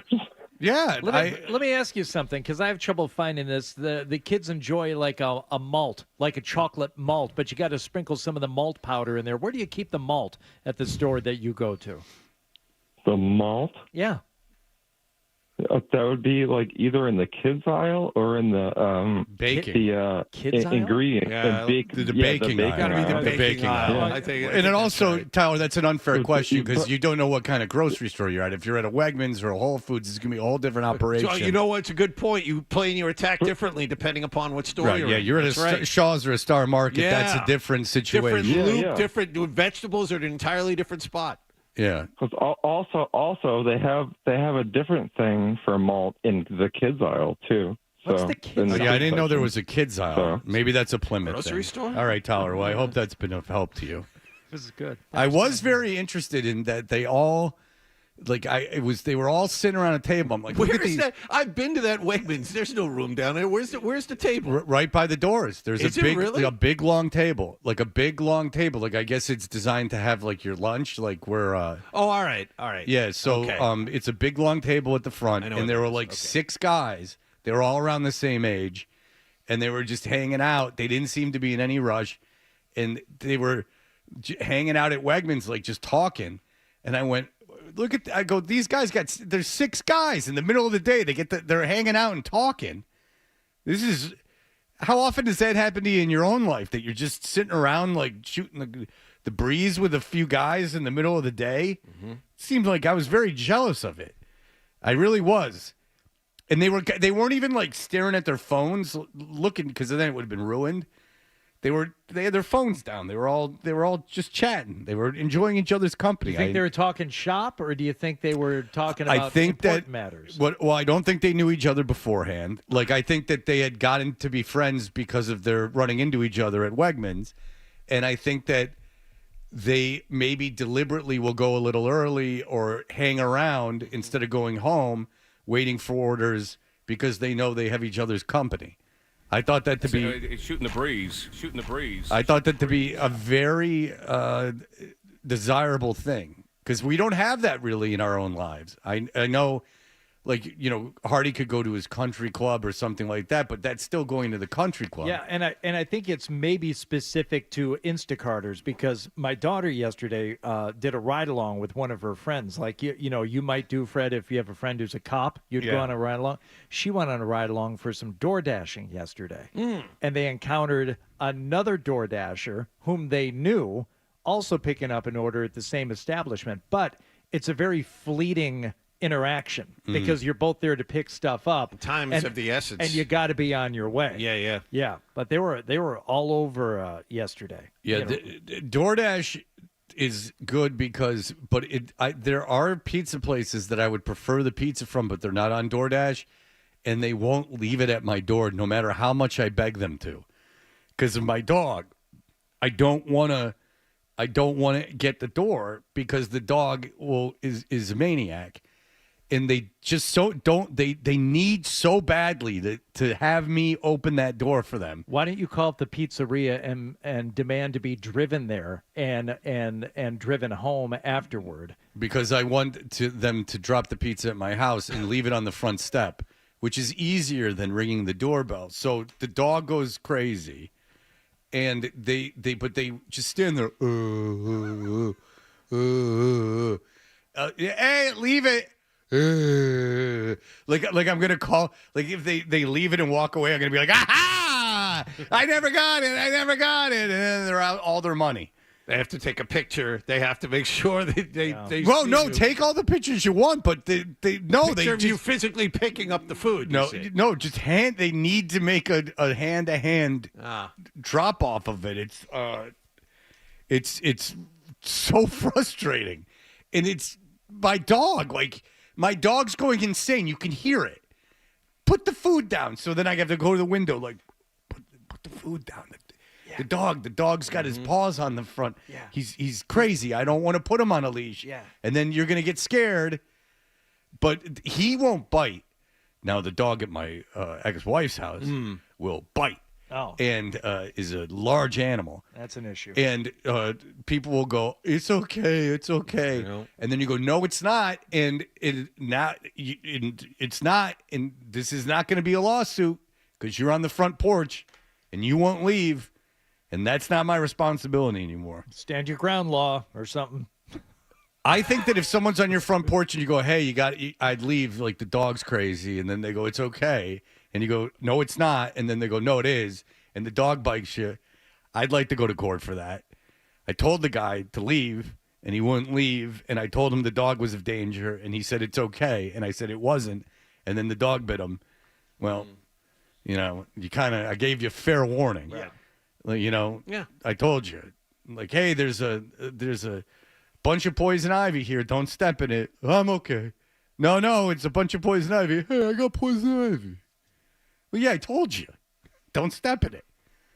I'm going to sue you. I don't like poison ivy. The best is when you have someone come to a house like that and they'll say, don't worry, I'm great with dogs. Well, that's kind of the point. Yeah, it's the same thing. It's like, it's cool. Well, no, it's not. really not. Trust me, I know this dog better than you. What if it's like Crocodile Dundee, though, and he could just do the... Well, then he wouldn't have a problem. Yeah. Then he would be able to do it. Sure. But I've yet to see that happen. My dog was just going to spaz out but Lemmy will bite you. Like, Lemmy will, like, bite you, and if Lemmy bites you, I wouldn't want that. Lemmy's strong enough to hop the fence or not? Yeah. You get over that fence? Well, so Deuce and Lemmy were in her backyard. Like I'll let Lemmy out some days, and have Zoe do something at her mom's house that is particular to her mom's house. So I'll let them in the backyard. And one time Zoe and I left, and they ran through the fence. They just because it's an old fence. Like Stephanie came home and she's like, when I came home, the dogs were at the front door waiting for me, and I went, what happened? And she said, I don't know. And then she went out back, and the two of them had one of them, and I guarantee it was Lemmy. One of them just like they heard us leaving in the car, just ran to the fence and burst through the fence. Fence has been there for 14 years. And the dog. And then they let themselves back in. They stood at the outside. Like they didn't get into the house. Well, that's something. They were on the front porch. They didn't like run through the neighborhood. They just because they're so dumb. they like had to get out of the backyard so bad so they could go to the front porch. Okay, so now we're out here. Those idiots, you put them outside, and they instead of running, it's a big backyard. Instead of running and playing, they just stand by the front back door and go. Like they just stand there. Like, why aren't you playing? I went back inside. It's a beautiful day. Go play. No. I like to be inside. It's going to be a warm day today, Fred. You going to leave your dog outside in the back? No, the dog likes being in the crate more, it turns out. Oh, okay. Yeah. I've kind of gotten to the point where I like dogs like I like kids. Really like my own. Not very, very few other people's kids and dogs that I'm actually, like warming up to as I get older. That's you normally with people too. You kind of like your family, but everyone else. No, Hardy, that's not true. Hardy is a big proponent of making friendships and doing things with people. Yeah, with other people, I warm up to adults way more than I do kids and other dogs. There's like a handful of other dogs that I really like outside of my own. But for the most part, I see dogs, acting a fool like Lemmy and Deuce. I'm like, I got no use for those dogs. Just like I got no use for those kids over there. Oh, they're laughing and playing. Yeah, whatever. Yeah. When Hardy went and followed through with playing golf with Rich Voss, I was like, all right, this guy means it. This guy comes to party. Yeah. Because I've maybe 1,000 times with guys said, yeah, we'll do something. And then I figure they're thinking like, we're not going to do anything. And I'm thinking like, I'm not going to do anything. And Hardy like followed through with him and met, of all people, Rich Voss out to play golf. Then I was like, Hardy's legit. Like Hardy wants connection. And it's good. I'm jealous of you to follow through with something like that. Oh, we had a time. Yeah. That's it's good that you had a very understanding friend. That's the one he insulted your next door neighbor like 5 seconds after meeting him. Well, he's not next door, but he is a neighbor, and yes, he insulted his ethnicity. Yeah, a lot of ethnic religion. comedy. Ethnicity and religion. It was only ethnicity and religion. Oh, a lot of ethnic comedy. No hot button topics. No. And real groundbreaking stuff too, like accusing of terrorism and things of that nature. The smell of the cooking in his house, stuff like that. Pretty much, if you opened up a joke book from 1955, it was. Now the balls to say it is impressive, but I wasn't there, but the way he relates it is very funny. Is that Voss is doing a Rickle set from 1955 to the guy's face. Meanwhile, he's got a jewelry bag full of $17 million in gold. Yeah. It shows up wearing a warm-up suit he bought at Foot Locker like the day before. This hat spun around backwards. I'm like, okay. He owns a tremendous amount of valuable jewelry. Yeah, and he's got a special bag that he puts his jewels into in his golf bag, like the bag that goes inside the bag. Yeah, he buys like these like $10,000, $15,000 watches on a fairly regular basis, and I don't think he makes as much money as I do. And I'm not bragging about the amount of money I make. I'm just talking about how preposterous it would be for me to go around buying $15,000 watches and rings, multiple rings, right? Like if I went, that's what I want. That's what I want to wear is a lot of rings. But just the financial burden of it, like, what are you gonna do today? I don't know. I got nothing to do. I think I might head out to the jewelry store and pick up a couple tens of thousands of dollars worth of jewelry. Or to get that real buzz from buying it. Woo! I'm alive. I got this $20,000 watch. All right. We'll be back in just a moment. Jim McBride sat down with Cam Neely. We'll talk to him in just a moment. You're listening to Touch.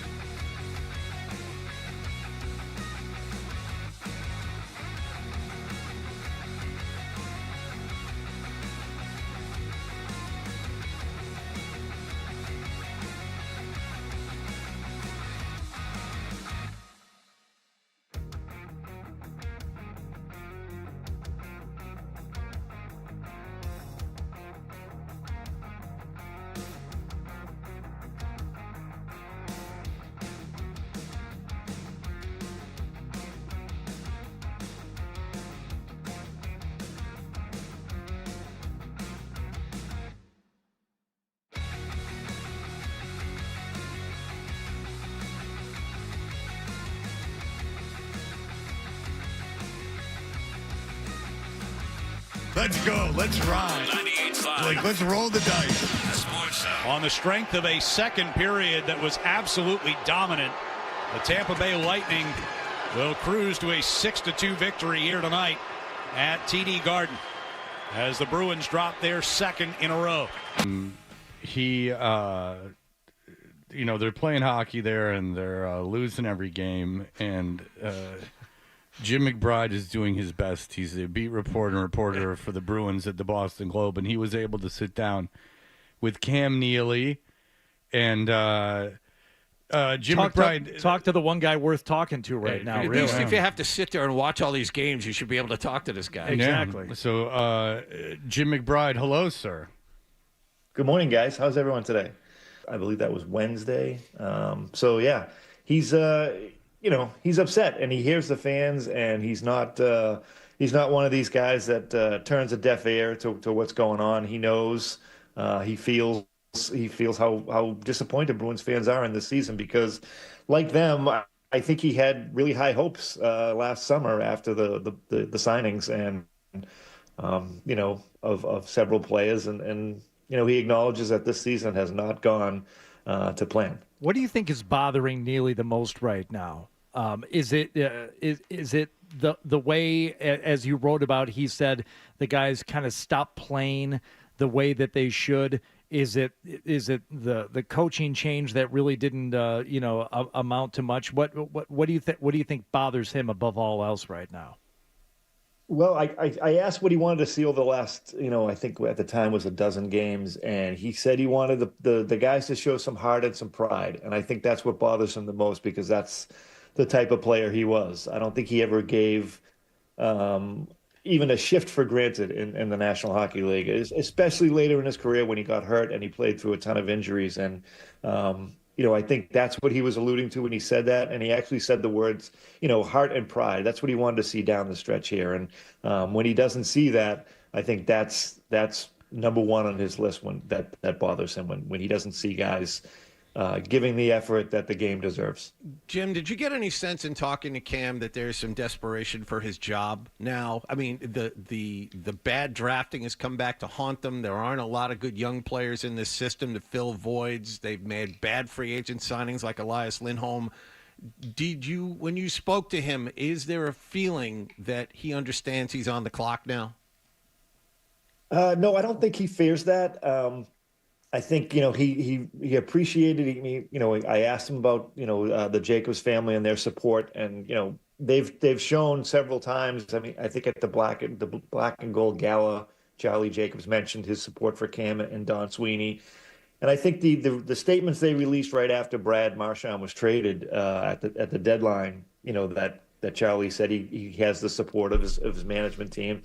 And Cam mentioned specifically how much he appreciates that because that allows them to do their job without looking over their shoulder.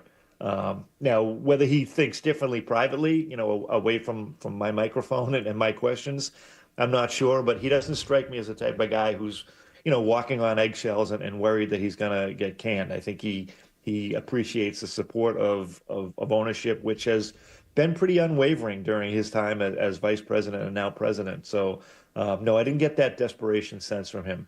Okay, so the more time that's passed and the more that you know about the contract negotiations, do you think that ultimately that the team was surprised they ended up moving Marchand? Like that they thought that the negotiations would go better based on what they were offering?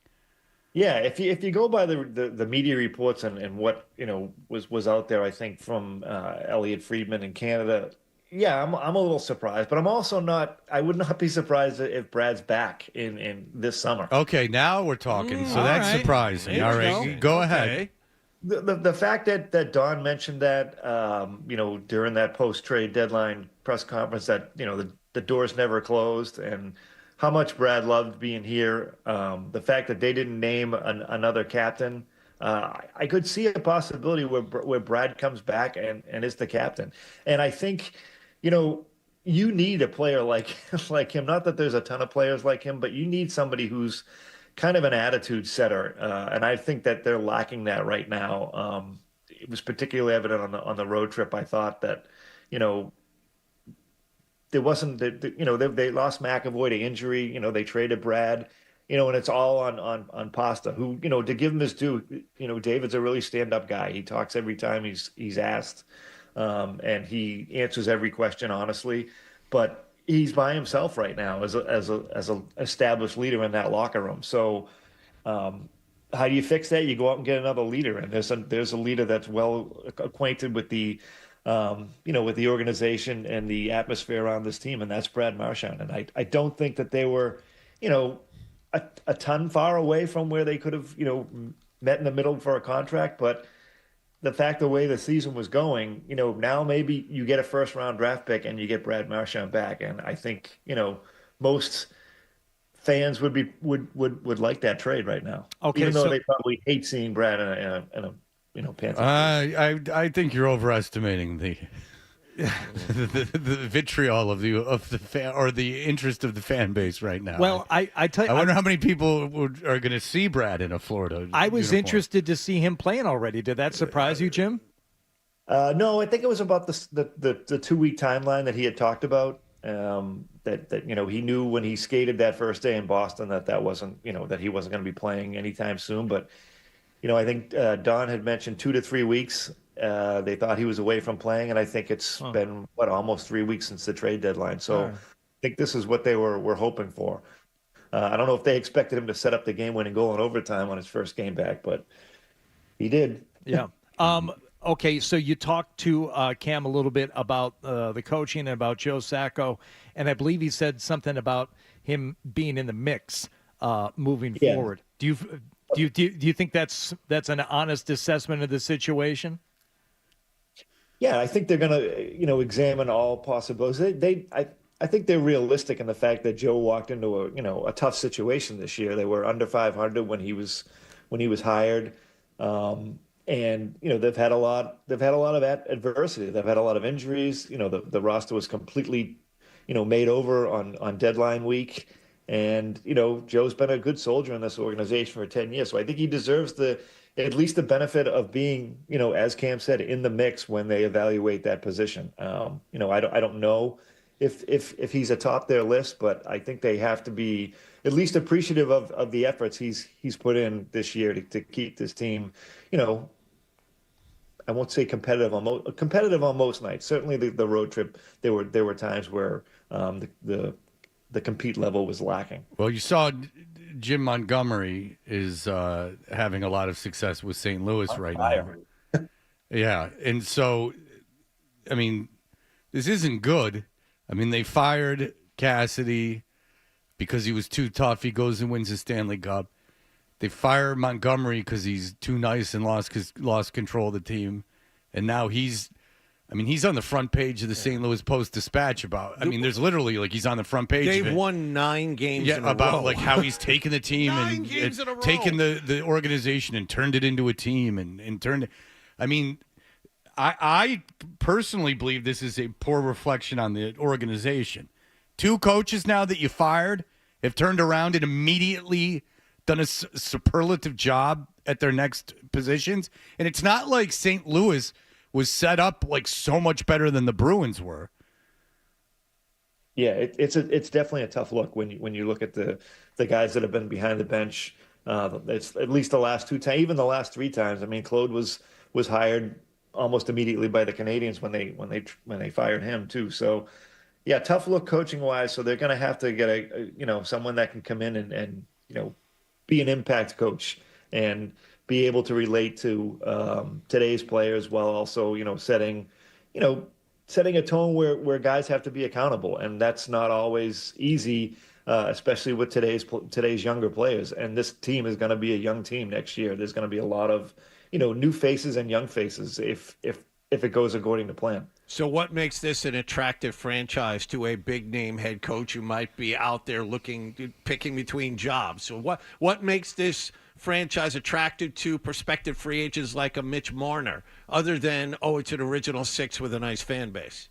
Well, I think that's big right there. You don't want to play in front of an empty barn, and players often mention original 6. I think there's still some building blocks and some solid foundation on this team. They have Pasternak, they have Charlie McAvoy, They have Jeremy Swayman now. The latter two have not had great seasons for injuries and other reasons, but there's still players in this organization that I think other teams would like to play with, and also the almighty dollar comes into it, and the Bruins are going to have some money to spend this summer with the increased salary cap and all the money they shed at the trade deadline. So I think those reasons are still attractive to come here. All right. What's it going to take to beat Washington tomorrow night, Jim? Yeah. Alex Ovechkin to take the night off. Yeah. Hey, we actually there's something compelling to watch about that game. Yeah, see if it would be nice if he got hotter a little sooner, Yeah, then you I could know. be seeing him break the record. Still 4 short. That's a problem. Unless he goes crazy. All right. Well, they're listen. a team that you can point to as a team that turned around. I mean, they just snuck into the playoffs last year as on the last day as the last seed, and they came out this year. Made a few changes, but they set the world on fire this year. So you can turn things around quickly in this league, as you guys know. Right. Yeah, we'll see. All right, Jim McBride, thank you so much. Read him in the Boston Globe. He's got a great sit-down with Cam Neely. We appreciate your time, sir.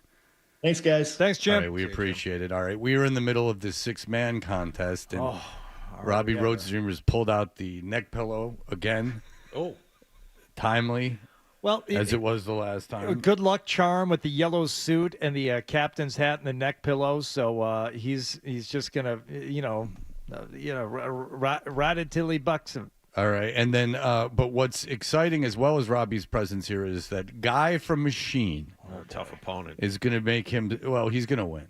But the guy it doesn't matter. It's all about how you perform. It's not a winning or losing situation. As long as guy from Machine shows up. Oh, yeah. Come to Machine. Coin flip. There's been a wrinkle with that. Oh, boy. He's going to be here. He's just running very late. His GPS said he won't be here till 8:20, so we will have to flip-flop our original plan. Okay. And have Robbie in at 8 and Guy from Machine in at 8:20. Why are you just telling me that now?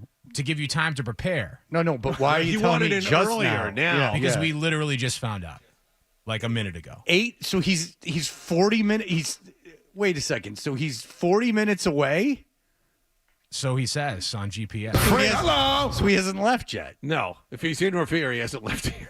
Which we did confirm and ask him to be here at 7:30. So you can ask him about why that happened when he arrives later. Unfortunately, this happened once before. We had Guy from Machine in, and he was. Well, remember when Guy Machine wasn't here until like the show almost was over? I remember he walked in at like 9:47. I remember that.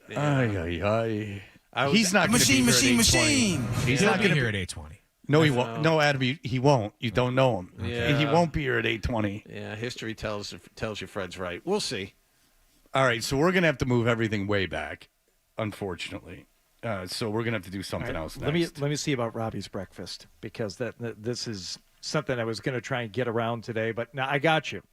Yeah, and whatever you want. You're going to have to feed Robbie in honor of him being on time today. He has to be rewarded for that. Robbie deserves to be rewarded for that. He's pointing at his mouth.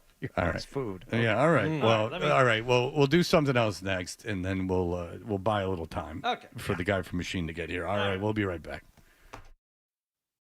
Essential Sports Hub headline presented by Celsius Energy Drinks. Celtics take an 8-game winning streak into Memphis tonight to play the Grizzlies. Grandy and Max have the pregame at 7 and the tip-off at 7:30 here on 98.5 The Sports Hub. Jaylen Brown is questionable. Red Sox lost again in Texas yesterday, 3-2. Sox are now 1-3 to start the season. Sean Newcomb will start in Baltimore tonight.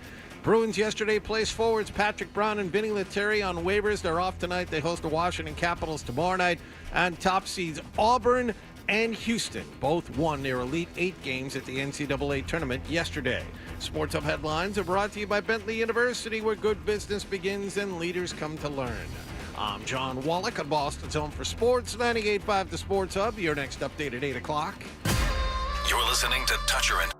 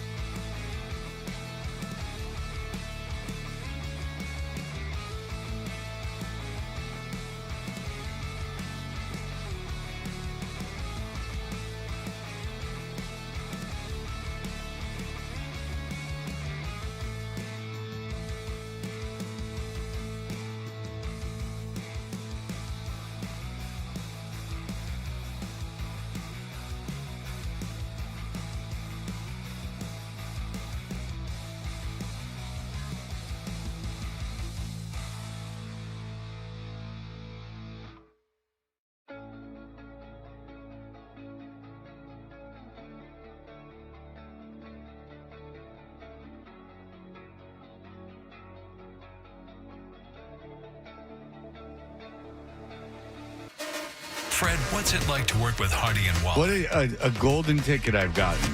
There you have it. Toucher and Hardy resumes on the Sports Hub. Hey. How much do you think Robbie's breakfast just cost me? Ordering from the cafe downstairs.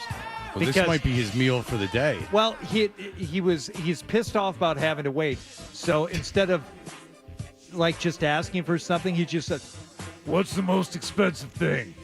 Like over and over again. So I just had to keep adding on for omelets. And when we got to the bread section, he saw the toast. He's like, "No, what's more expensive? What's more?" So I think he's getting things he doesn't even want, so that his breakfast comes to, and again, from the little cafe downstairs, $18.08. Oh, good for you, Robbie. Boy, oh That's boy. like asking for the car to the Travelers. He asked for apple juice because it was more than Gatorade or soda. I'm Good. like, "Do you like apple juice?"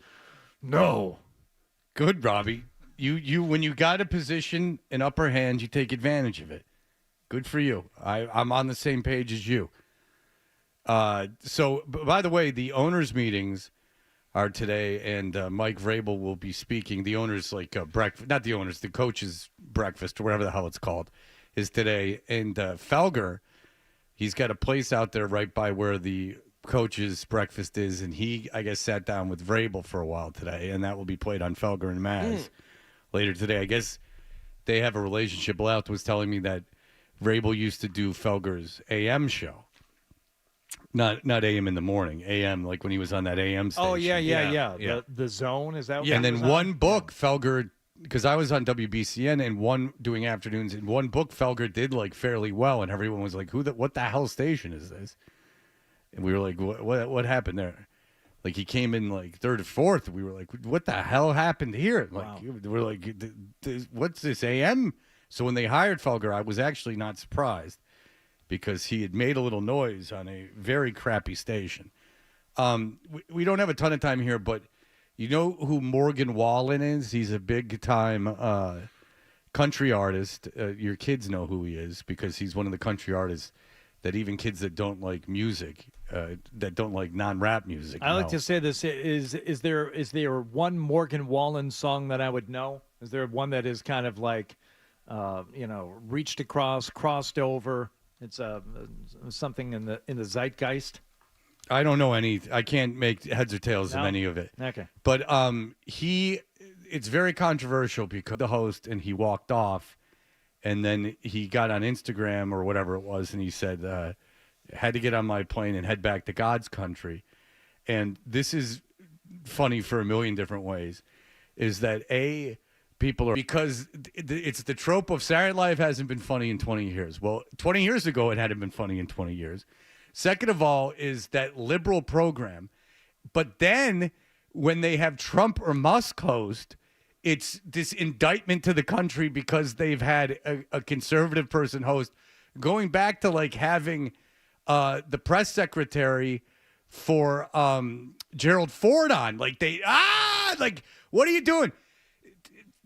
Saturday Night Live is treated like a political commodity, as if they are like of service to this country. It's an entertainment show. Everyone calm this. If you give it so much value. Well, what are you doing on that liberal show? And then they'll have a conservative guy on. They'll go, well, you can't have the conservative. I guess they're right. I mean, they played Hallelujah, which Lorne Michaels did not like. But remember when Trump won the first election and they had, you know what they wanted to do? Is they wanted to play Imagine by John Lennon and have the female members of the cast come out and read testimonials about how painful a day this was for women. And Lorne Michaels was like... Well, I get it because that would have been funny on a sketch comedy show. So Lorne Michaels was like, oh, my God. And so Leonard Cohen died that week. So Lorne Michaels was like, oh, thank God Leonard Cohen died. And he was like, you guys got to do a Leonard Cohen song. You can't do Imagine. And like maybe don't... Because he's dealing with a big staff. Because writers now, they all have... They can't play it both ways. They got to... Everyone is so... It's funny, too, because it's like... People go, oh, you're an old man and things are different now. No, things are tremendously different now. The show's been around for 50 years. This is like the first time writers are just like going like, I won't do it. Like, I won't do it. Like, this goes, I won't play that person. Because, like, it used to be that you just did it. Like, it was a comedy show and you kind of did it. It always leans extremely left. But you would the entertainment industry in general leads left. So well, yeah, of course. Well, I mean, you know what they call New York, not New York. Oh, and you know they call it Holly Weird. You know so, what I'm saying, Wallach? I do.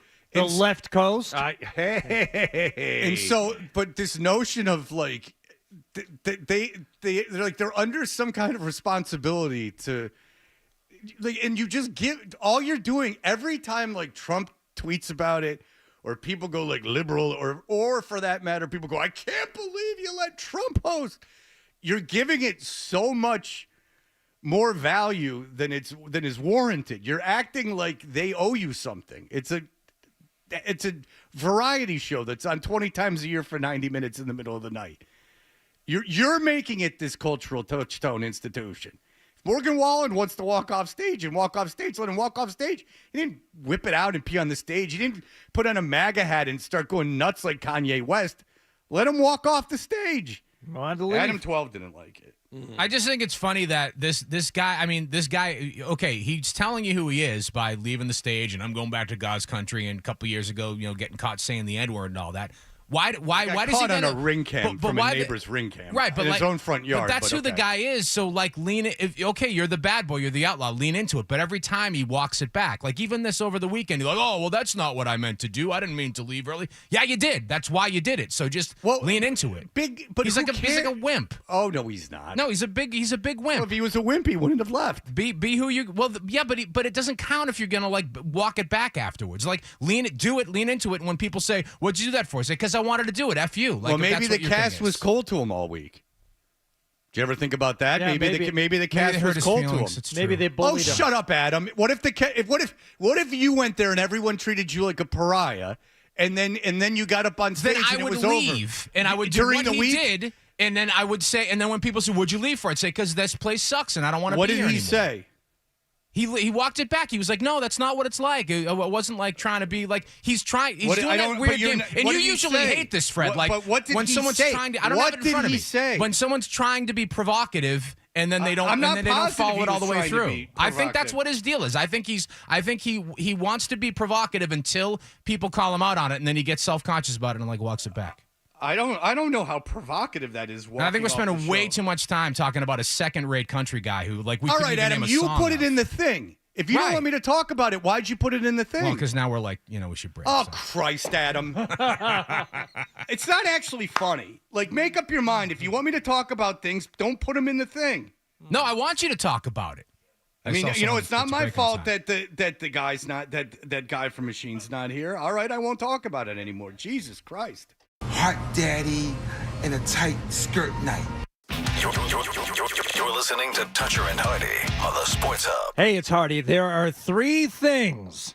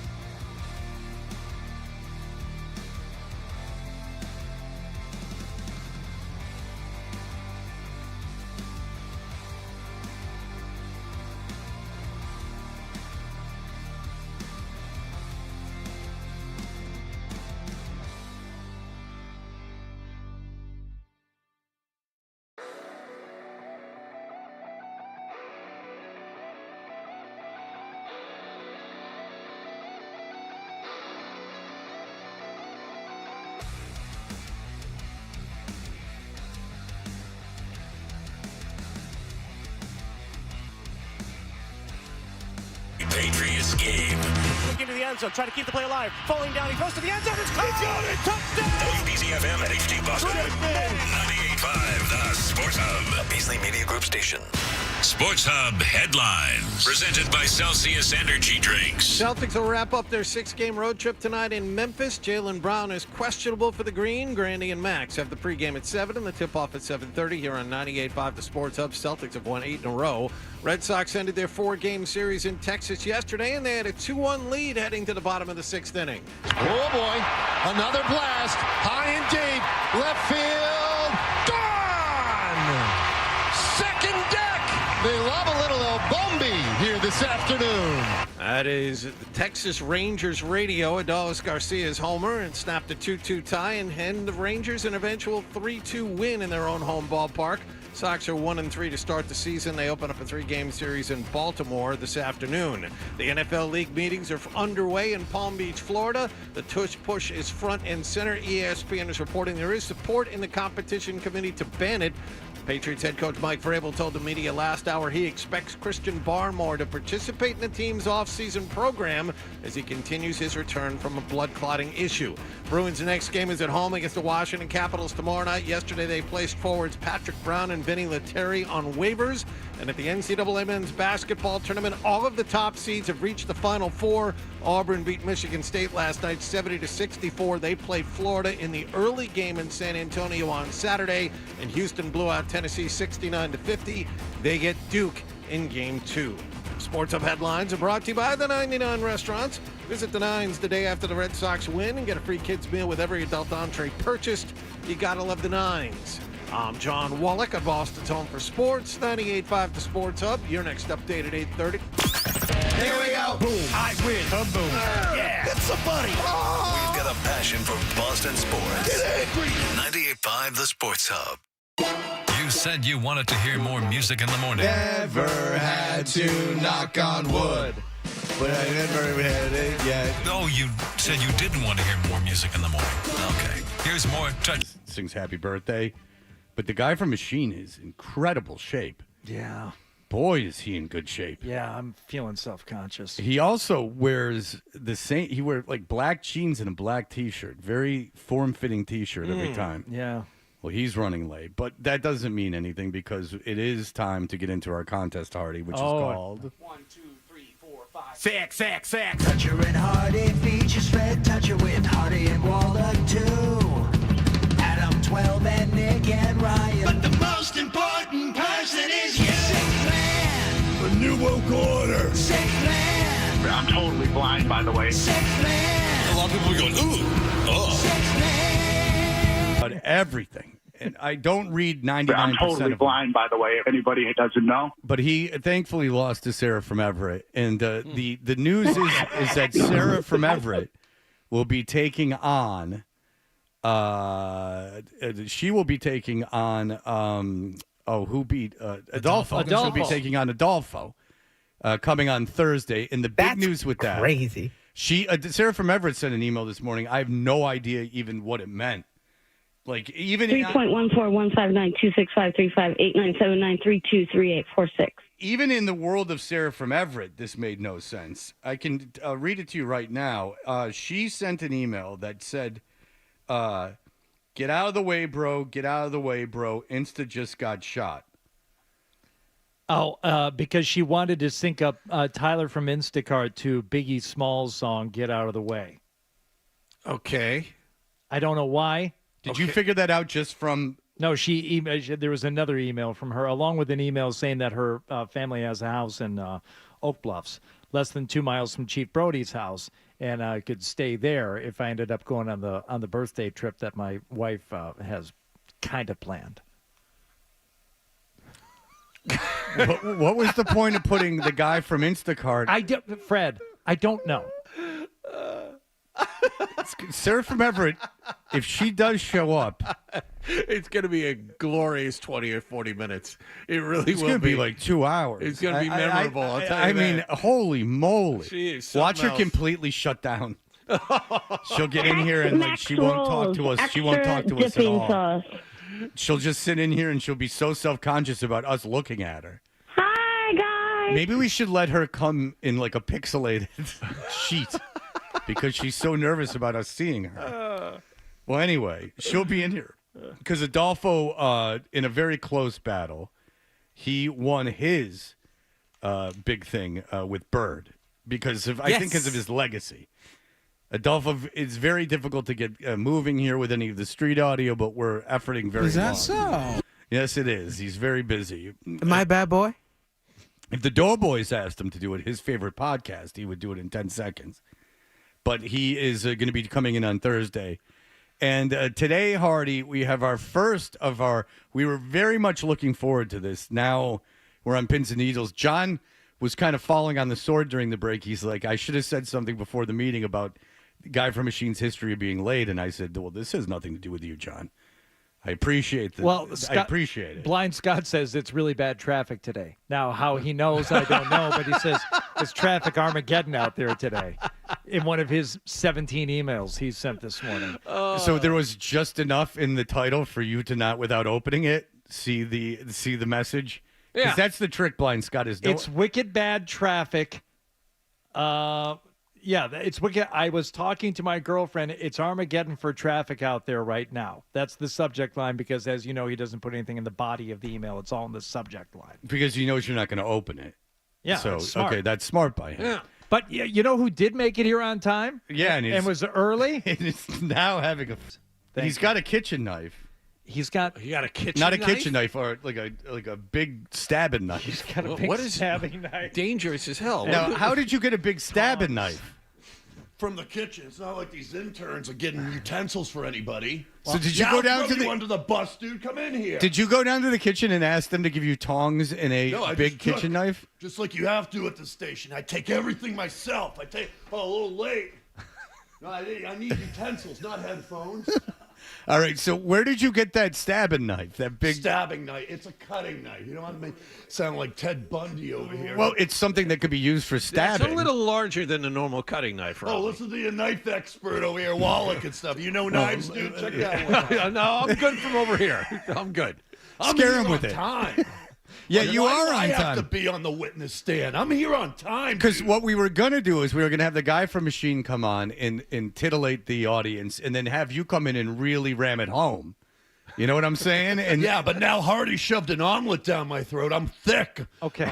I usually eat afterwards. Now I'm sloppy. I need some Adderall 20s. $10 pronto. Well, feed me. As long as we're talking about normally the headphones go over the ears. You've got them like up on your temples. Well, because I can't put it around my ears because I got the airplane pillow because I strained my neck and I can't afford a neck brace. all right, so have you been wearing that? How long have you been wearing the airplane pillow? 8 hours a day. I had a neck strain last week. I talked to Jim Sokolov. I got a case against Kowloon because I was looking at Kowloon on Route 1, turned my neck, and now Jim Sokolov or Barry Feinstein, my OJ Dream Team, is going to give me the money I deserve. Okay, and that's a problem for you is that as many times as you've been through Saugus, you still find the attraction such that it does make you pull your neck. I'm suing Andy Wong, dude. You know? Well, you can't do Lawyer up, Andy Wong, dude. I was driving on Route 1, and I turned quickly with my girlfriend. I'm like, that's Kowloon. And my neck just popped. And if they're going to have something that sightly on Route 1, they're going to get sued. All right. Now, have you ever performed on Route 1, Robbie? Yes, I have performed at the Golden Banana, all joking aside, opened for Lenny Clark about a year and a half ago. I burped this on. Why the hell does Lenny Clark... This is fascinating to me that he does the Golden Banana. He does. Lenny Clark has had a esteemed career in show business. Yeah, movies, TV, tons of but good paying stand-up gigs. It's not a bunch of jocks. It's a bunch of like Beverly boomers, older women that go with disposable income. And Lenny doesn't need those women. You know, he's successful. But I go in, I open, and then afterwards I go up to those Beverly boomers, big lungs. You know how it gets in the parking lot. He already knows. You make eye contact with me. Now, on a day where you and Lenny Clark are performing at DB's Golden Banana, yeah, Are there strippers there too? Yeah, big lungs, but they're like 4s or 5s. It's like the meth face, like swollen eyes. You don't go after the strippers. You go after the Beverly Boomers, the ones that look like Betty White in the first row. And I'm singing my song, I Put a Baby in You. And I see who has the income. I see the wristbands and the rings. You're going for the trust fund, kids. I need quick, dirty money, dude. All I right? understand. How do you and Lenny get along? You have different styles of comedy. Oh, I don't know about that. None of the other comedians wanted anything to do with me and stuff because I'm a prop comedian. I'm not one of these traditional stand-ups. Lenny gave me a shake, but he wouldn't look in my eyes. He was just, and he said, "Way to hang in there." After your set, like I was in a batting cage. Way to hang in there. What? Which is what they told, prior after his first set. Live on the Sunset Strip. They said, way to hang in there, kid. Oh, man. Yeah, so he said, way to go. When the audience was so non-responsive, if not combative, way to not leave the stage. Just way to stay up there. So way to speak English on a microphone. So you're a prop comic. Can you do something with John involving the tongs and the knife? No. Where are those butt cheeks? We're good. I'm gonna snap them. I feel like 05 street team. Remember that one girl? I was like, no. I know now, but she loved it. You loved it, all right, Tiffany. You loved it. John loved it too. Get those Tiffany. Bugle Boy jeans over here. I want some action tonight. There's no Tiffany. All right, so are you Sarah from Everett's on the phone? Oh, good. If we could get her involved. Sarah, hello, Sarah from Everett. Hi, Robbie Rosebeamer. Hey, what's up, baby? That's pretty. You got a pretty voice. You got nice perfume on. Thank you. Hell yes. Can I tell a great story?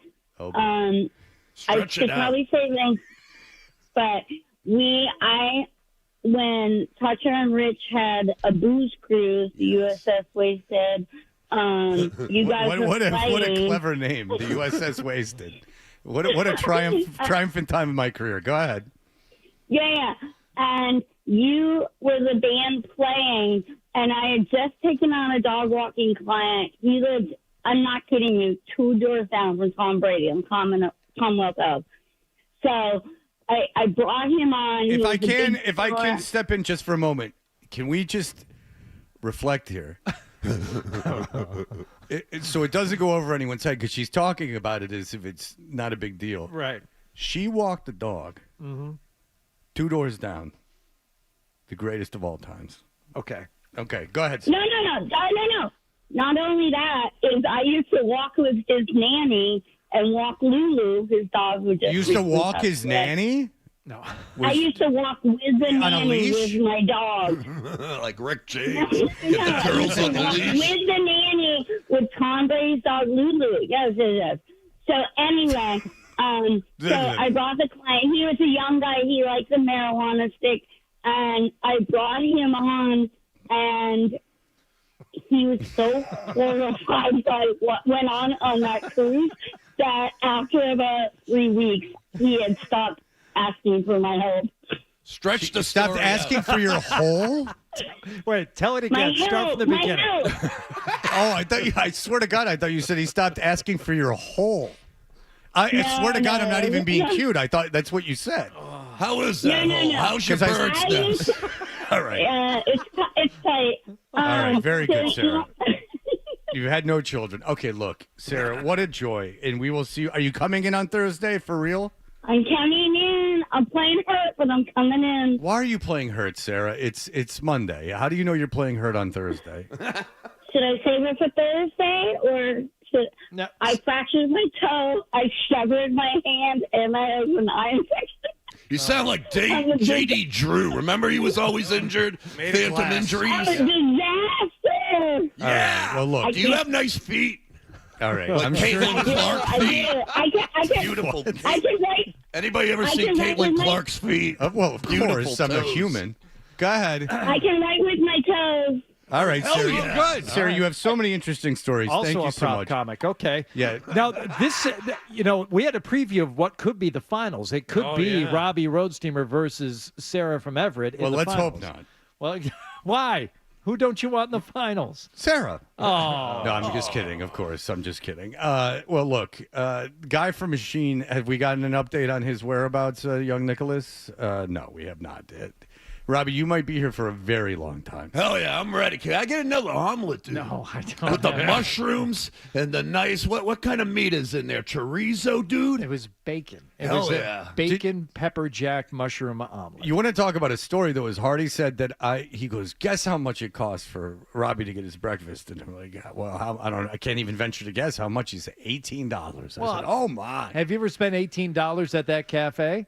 I mean, probably not. No, I would that's the definitely most I've remember ever that. spent down there. They do a credit check. I'd have to get some kind of phone call. All right. Well, look, Robbie, how has everything been going? Has since you won the first round, have things picked up? Yeah, they have. I went down to the model a couple nights ago, met a beautiful Saga 7 down there who came right up and like, I heard you on Toucher and Hardy and stuff. And took her out to the parking lot, took off their shoe, beautiful feet. I mean, that's my thing. You get older, you don't want to go for the lungs anymore. And she had beautiful, beautiful Caitlin Clark feet, man. All right. So she was a tall woman? No, she was like, you don't get tall ones at the model. This is like third round in the draft. Bad nutrition. You're getting girls coming from Newbury Street that have already hit the silhouette and they're crawling over to the model. And I got the last girl at the model that night in the corner. Like my Julian Edelman drafted in the 6th round. I'm going to convert her to a running back. All right.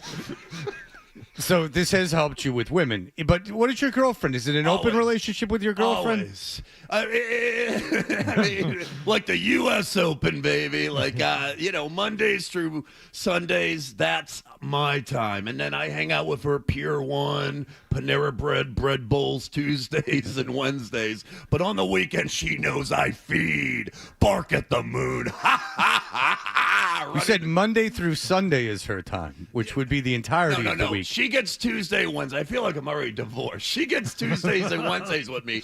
Thursday through Monday, I got the salad tongues. I'm going at butt cheeks. I still feed, man. All I need, even if she's a little bit hefty, is 3 blue pills. I can take anybody. Remember back in the day we didn't have blue pills and you couldn't go after somebody unattractive? And now, man, I pop like 2 to 3 of those Cialis and Viagra together, man. Nobody's off limits. So what I'm doing now is I'm grabbing the women I wouldn't take before when I was a celeb. Now I used to, back in the day, grab the 7s, and now it's like the bigger chicks, the 4s and 5s. Even if they're fat. You and Al Cole could have gone up. You could have had a meeting of the minds. Yeah, and they're like, Robbie, I didn't even think you liked me. And I'm like, this is your time to shine, baby. All right. Well, Robbie. Okay. Well, Robbie, it's very exciting. One day, the guy from Machine will be here. Maybe not this day. Yeah. Maybe not today, but a day. Yeah, I think One Nick day. is calling him right now. But Robbie, thank you for coming in. If the guy from Machine is here, everything will go very smoothly. If not, it is live radio. Now we'll see what's going on. All right, we'll be back in just a moment. Toucher and Hardy, those scamps. They'll be right back on this.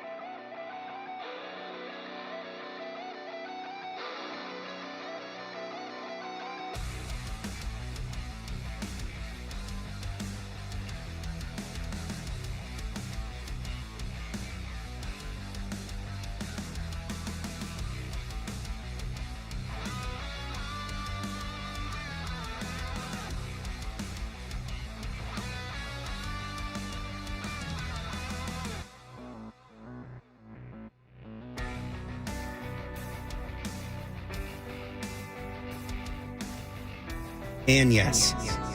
But it also takes a certain joie de vivre. Did I nail it? Joie de vivre. Oh, your friend Nick.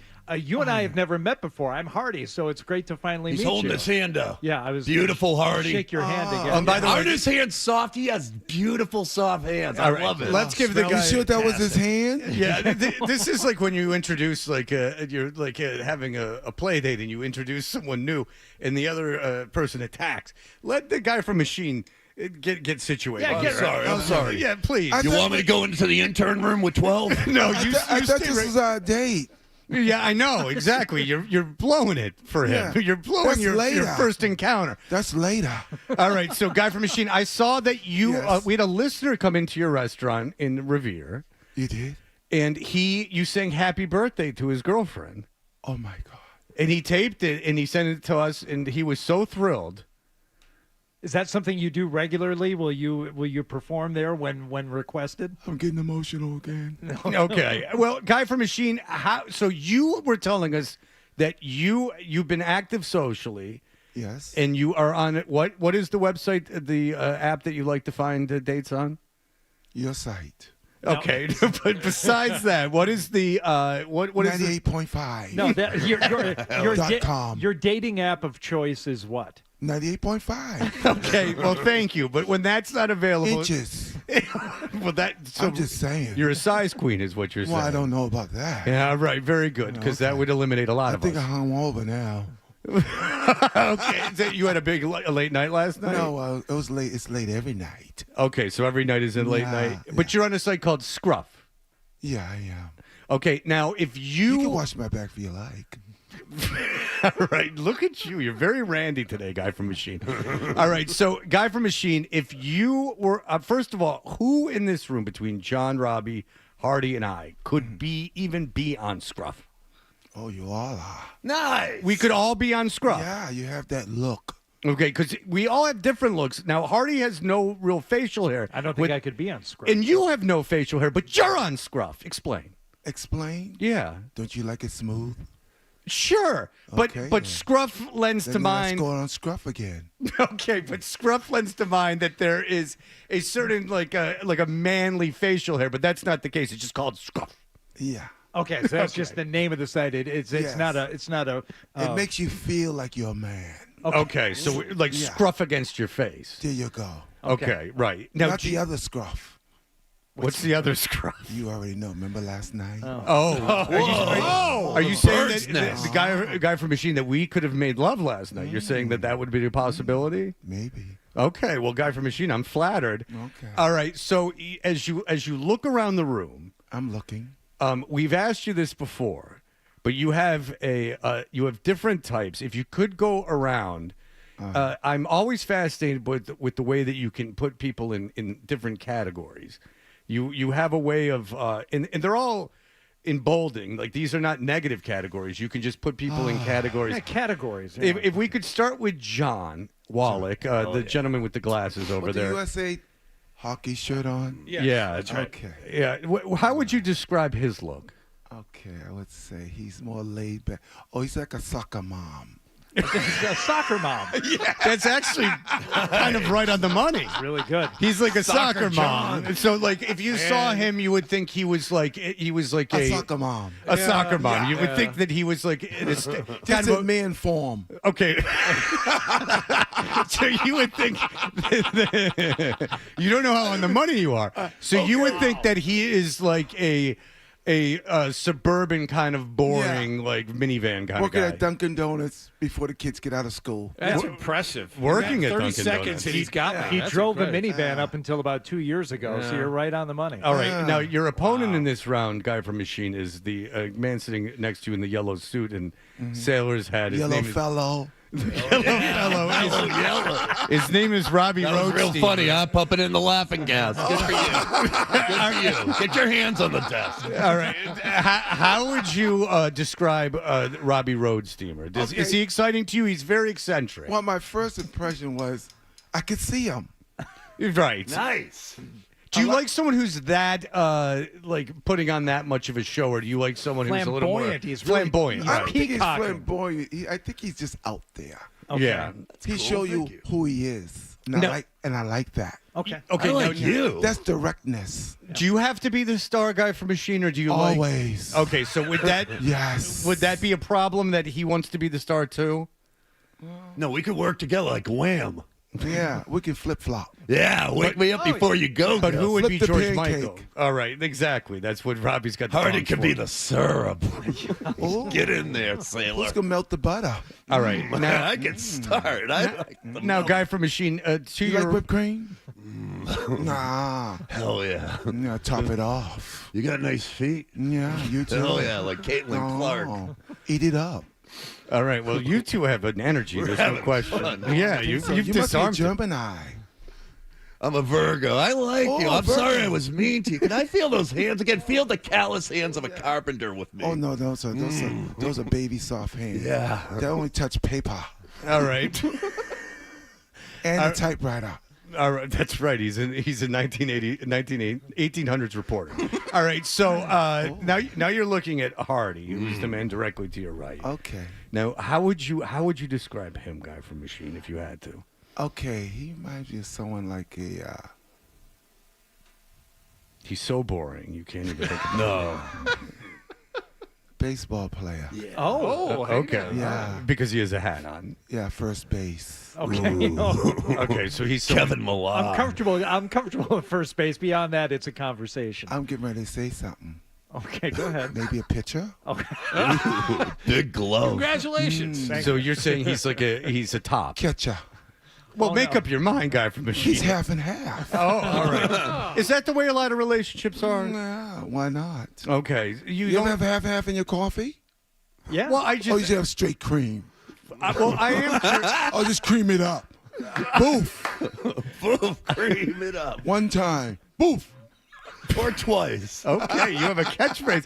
Now, but I am serious. You mix things up? It's not always a consistent top and a consistent bottom in your relationships. It's a give and go. Okay, it's a give and take. You like that? Okay, but that's not all Not all people feel that way. No, not really. Now, what about Fred? I mean, you've met Fred before. I mean, I don't know if he's, of the bear variety or the rugged double bear, which is a phrase I first heard from you years ago. I mean, how would you he's categorize? changed a lot. Yeah, I have. I have. He's a cover bear now. A what? A cover bear. A cover bear? Yeah. Now, what does that mean? Because you dropped the weight. Oh, thank you, guy from Machine. You're a cover bear. Do you find me more attractive now? Yeah. You do, because I was bloated and ugly. I don't know before. what's going on there. I was an alcoholic. It's okay. Well, Okay. you still are. You like Turning into the View. You like the sauce. in recovery. He's like the sauce. He's heavy on the sauce. But you are in such good shape. How do you maintain? And I'm dead serious. I read here. in those tables all every day. What you want? Water, ice water, Coke, Diet Coke, spring water. What do you want? Right, and that keeps you in shape. Yes. Because I'm not kidding. Waiting on tables. Yeah, okay, because the video that came out of you, because you live a lifestyle like, just in terms of your work, that you're out late and stuff like that, like you work late. Yes, I do. You have a very, I imagine you're so charismatic. By the way, you're so charismatic, if I got to switch up real quick. Okay, sure. There's a TV show, a local TV show, it's called Phantom Gourmet, and a guy on that show listens to us, and he goes, is this the guy from Machine? And he sent a picture of his brother with you. And I'm like, yeah. And he goes, oh, my God, that guy's a rock star. My brother lives right by the restaurant in Revere, and this guy's like a legend. Yes. How about that? Yeah, he came in, and we taped a little session together. But, they taped you just based on your charisma. Oh, I didn't know that. And he didn't know that you had ever done this radio show. So you are such a – I'm being serious. Like, you are so charismatic and so impactful on people – that two different media entities you just have lift used my you. soul.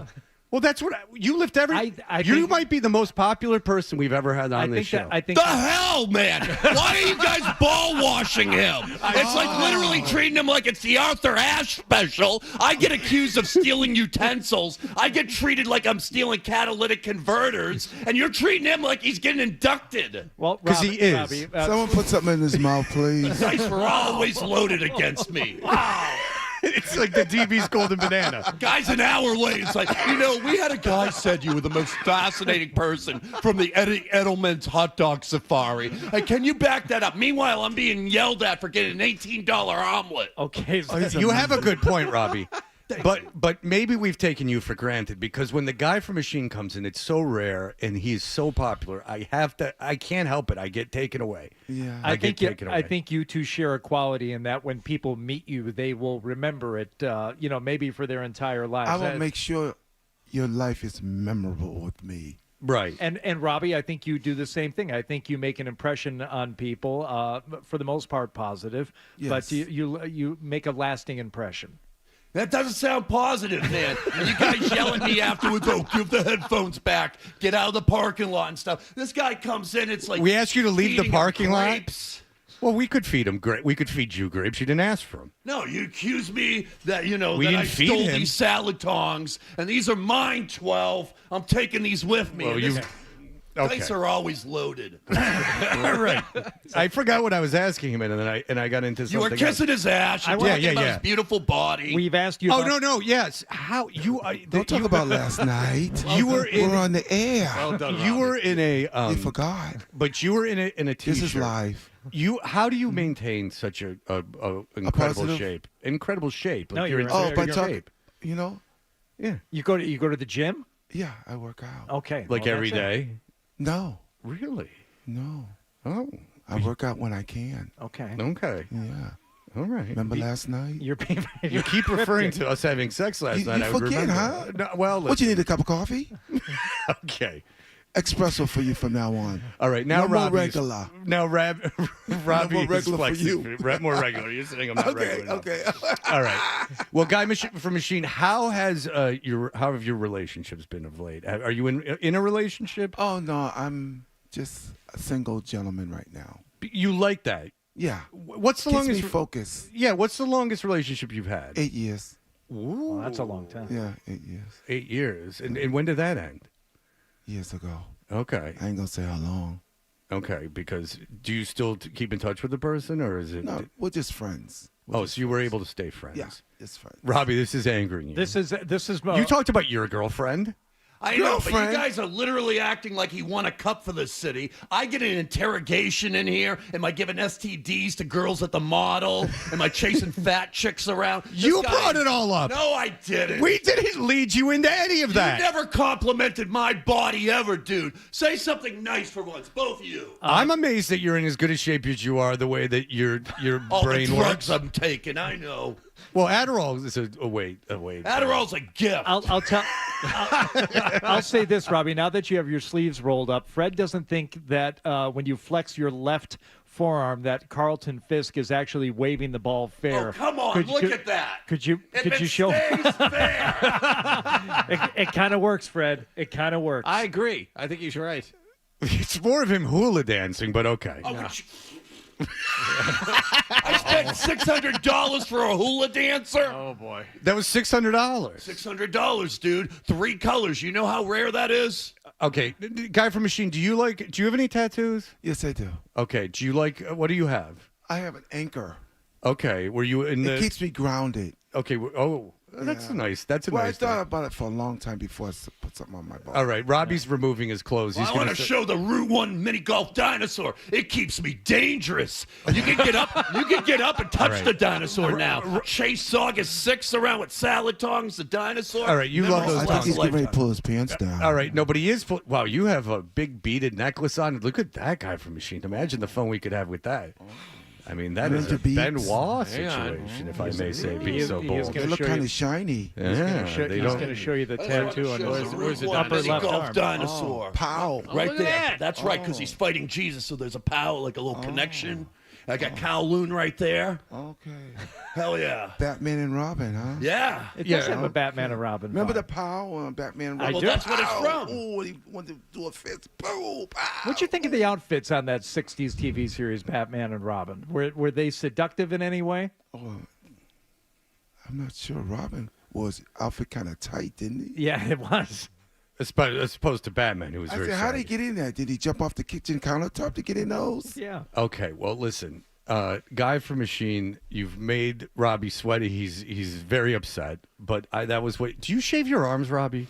I get them lasered, dude, and that's the trick and stuff. I get these lasered. I don't want to look like a jungle. Why cover up the tats? Okay. And I've been going for lasers for about 10 years now because the chassis is getting older. It's hard to get those girls at the model. So I shave, I laser it. I use all the cheat codes. I use Propecia. But who?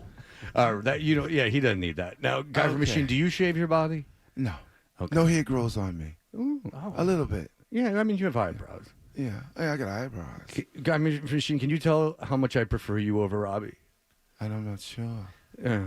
Remember last night? I feel You've said that several times. I feel like we keep doing you a disservice by referring to you as being from an establishment that is no longer in business. Your current restaurant is the Sandbar. The Sandbar. It's Bianchi's the Sandbar. 2 restaurants under one. Okay. Eat pizza or eat a dinner. There you go, and that's in Revere. Yeah, that's in Revere. And never the also, two shall I meet. can give you out some gift certificates. The first few people come down, the first 50 people to come down, $1 I will give you to come in. Okay. Well, just ask for the Guy from Machine. Yes. All right. Well, I know how to the make first pierogies. 50. Slide into my DMs if you want pierogies. If this is what's going to take to make Fred like me, I make dirty pierogies. Slide into my DMs. All right. So come on down. Dirty pierogies. All right. We have karaoke on Saturdays. Robbie? Every Saturday. I have dirty pierogi Saturdays. I'll throw them right at your big lungs, ladies. All right. Well, Well, you look. come down and sing us a song. Okay. hell yeah. Well, Guy from Machine and Robbie Road Steamer, what a treat to have you both in at the same time. And what fun. It went very well. Thank you. Guy from Machine, thank you so much for coming in. And Robbie, I'm sorry you got so sweaty. Don't forget where I work at now. Where do I Where? work at? Sandbar. Yes. And The where's that Fuzzy location? Revere. What number? 381 Okay. Revere Beach Boulevard.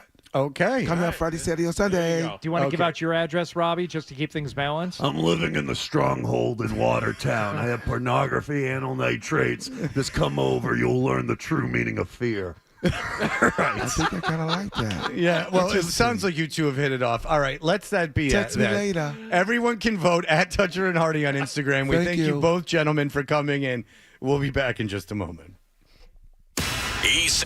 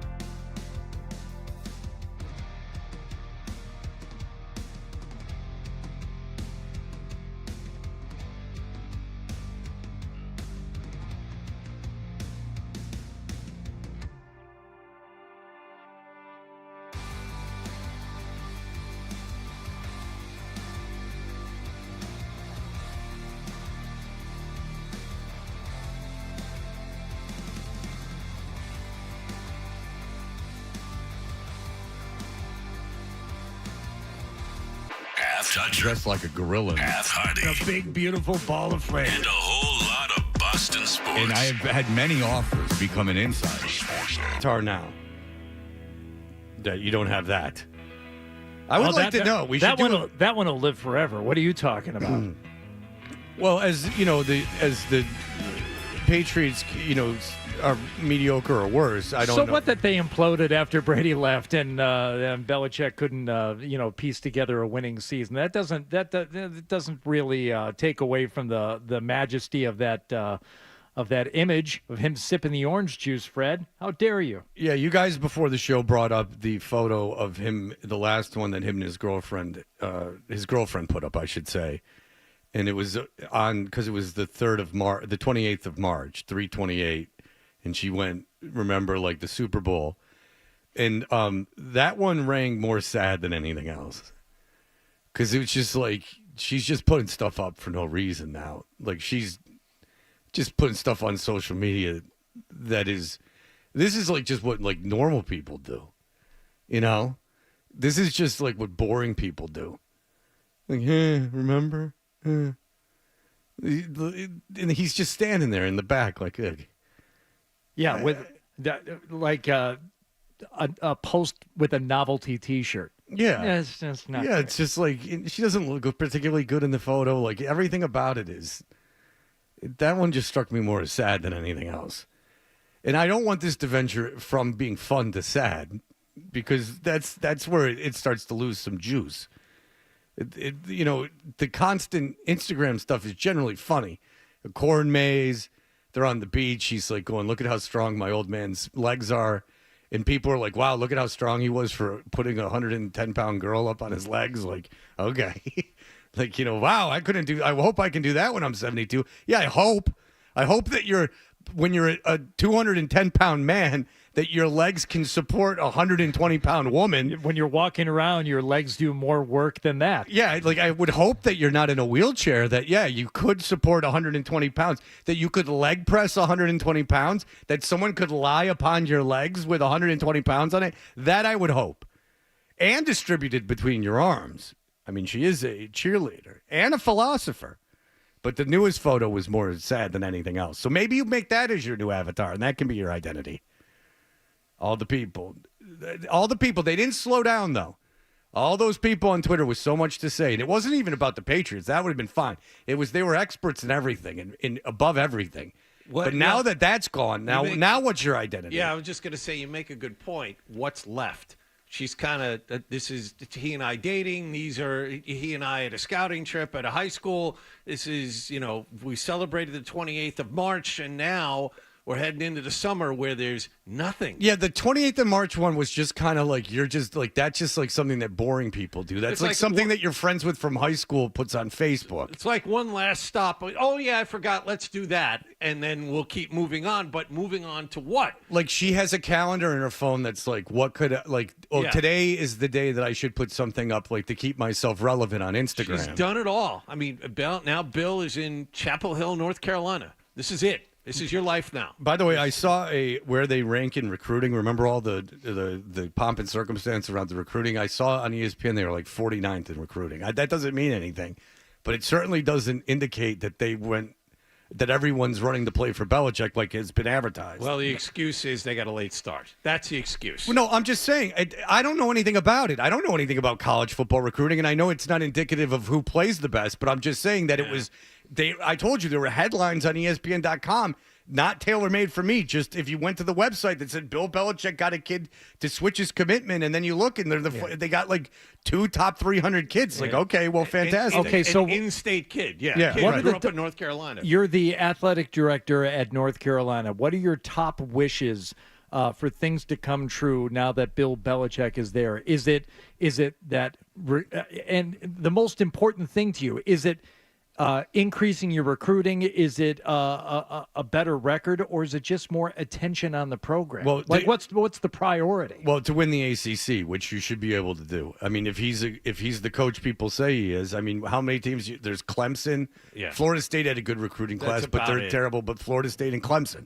I mean, you should be able to win the ACC. Maybe not next year, but in 2 years. But first and foremost, it's to make sure you have more attention on your program. Congratulations, you did that. That's going to help your football. But budget. unless you win, the university's not making that money. And unless the attention manifests into something like being able to get better players or get more wins, then it's not going to be a failed experiment because you're getting attention, you're getting people talking about you. But you got to have something to show for it. It's going to look bad if they don't vastly improve with him as coach. It's going to be a real detriment to the program. It's going to really, really hurt the program, in my opinion, because then all the boosters are going to go like, let's just invest in the basketball program. I was just going to say this: we couldn't have invested in anything bigger than this, right? And it was a colossal failure. Why would we put a dime into this ever again? And with that $20 million NIL budget, that's going to be for everything per school. Like you're going to have to divvy that up between all the sports at the school, and that's the big problem in Maryland and why the guy left for Villanova. Is he didn't think that they were allocating the resources properly. When North Carolina's alumni go, and I will break right after this second.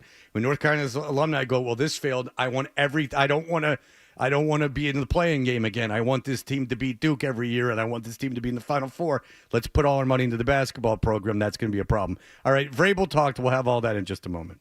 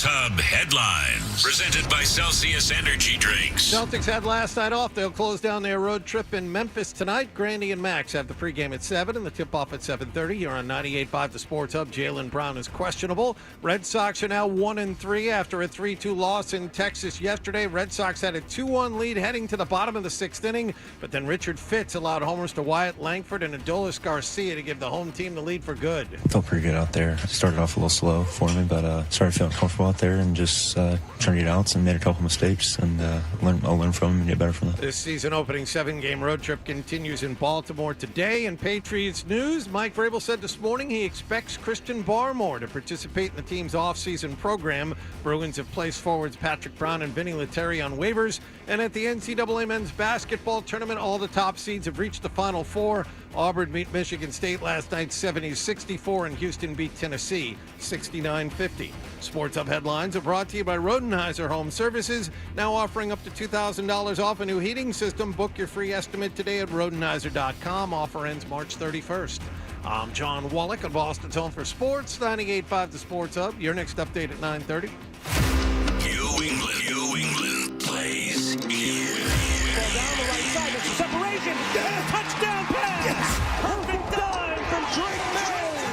98.5 The Sports Hub. What's the best way to listen to Toucher and Hardy? Well, you're going to have to spend $40. Cough it up, and let's get back to Toucher and Hardy on the Sports Hub. We have permission to play this. It's very exciting. You'll hear the entire thing on Felger and Maz today. But Jim Lau said, hey, you guys go ahead and play it. So, Mike, if you're at all offended, this is merely a tease of what's coming up on your show. Mike Felger sat down with Mike Vrabel, and we have a piece of that conversation. I don't know if I put. Oh, this is Felger, and I guess he asked Vrabel because we were just talking about Bill Belichick and how things were here, and whether or not he feels Vrabel himself feels he's part of the Belichick coaching tree. I don't know if I put Mike Vrabel in Bill Belichick's coaching tree. When you see me coach or you see me interact, do you feel like I'm from that lineage? No. Me neither. So you don't consider yourself part of Belichick's coaching tree? I never worked for Bill Belichick as a coach. There was a lot of things that I learned from him as a player that I've used. But just like with Urban Meyer or just like with anybody else that I've worked for, I've tried to take those things but do it in my own personality, my own style. You think that's a conscious decision that Vrabel is like, no? Isn't it interesting that you're trying now to remove yourself from the lineage of Bill Belichick? Couldn't hop on board that truck fast enough 10 years ago. I mean, this isn't a spin or a hot take. This is what happens. Like when you've been labeled as someone who's not had success, people start to scurry away from that name. It happens in politics. It happens to everybody. It happens in entertainment. You know, people can't wait to be part of, get the runoff of your stuff. Can't wait to get the shine off of you. But as soon as that runs out, people can't wait. I mean, Vrabel is making it very apparent. No. I'm not like him. I don't want to. And Mayo was the same way. Mayo went out of his way kind of to his detriment. It was almost too much too soon. And I think that's part of the reason he was treated by the media the way he was, is that his idea was like Belichick was so bad with the media, I'm going to be like just much more nice and transparent. And the media greeted that with, oh, yeah, screw you. You want to do that? How dare you? We had someone who we hated for not telling us anything and for being a dick. Well, you're being nice and transparent, you fool. So, Mayo couldn't win that way. But, yeah, Vrabel's like, I don't want to be associated with Bill Belichick. That's not my coaching style. Can you think of anyone right now that would want to be associated with Bill Belichick's coaching style? It's interesting because we talked about this in the 5 years leading up to the end of his tenure. You can't coach the way Bill Belichick coaches at all.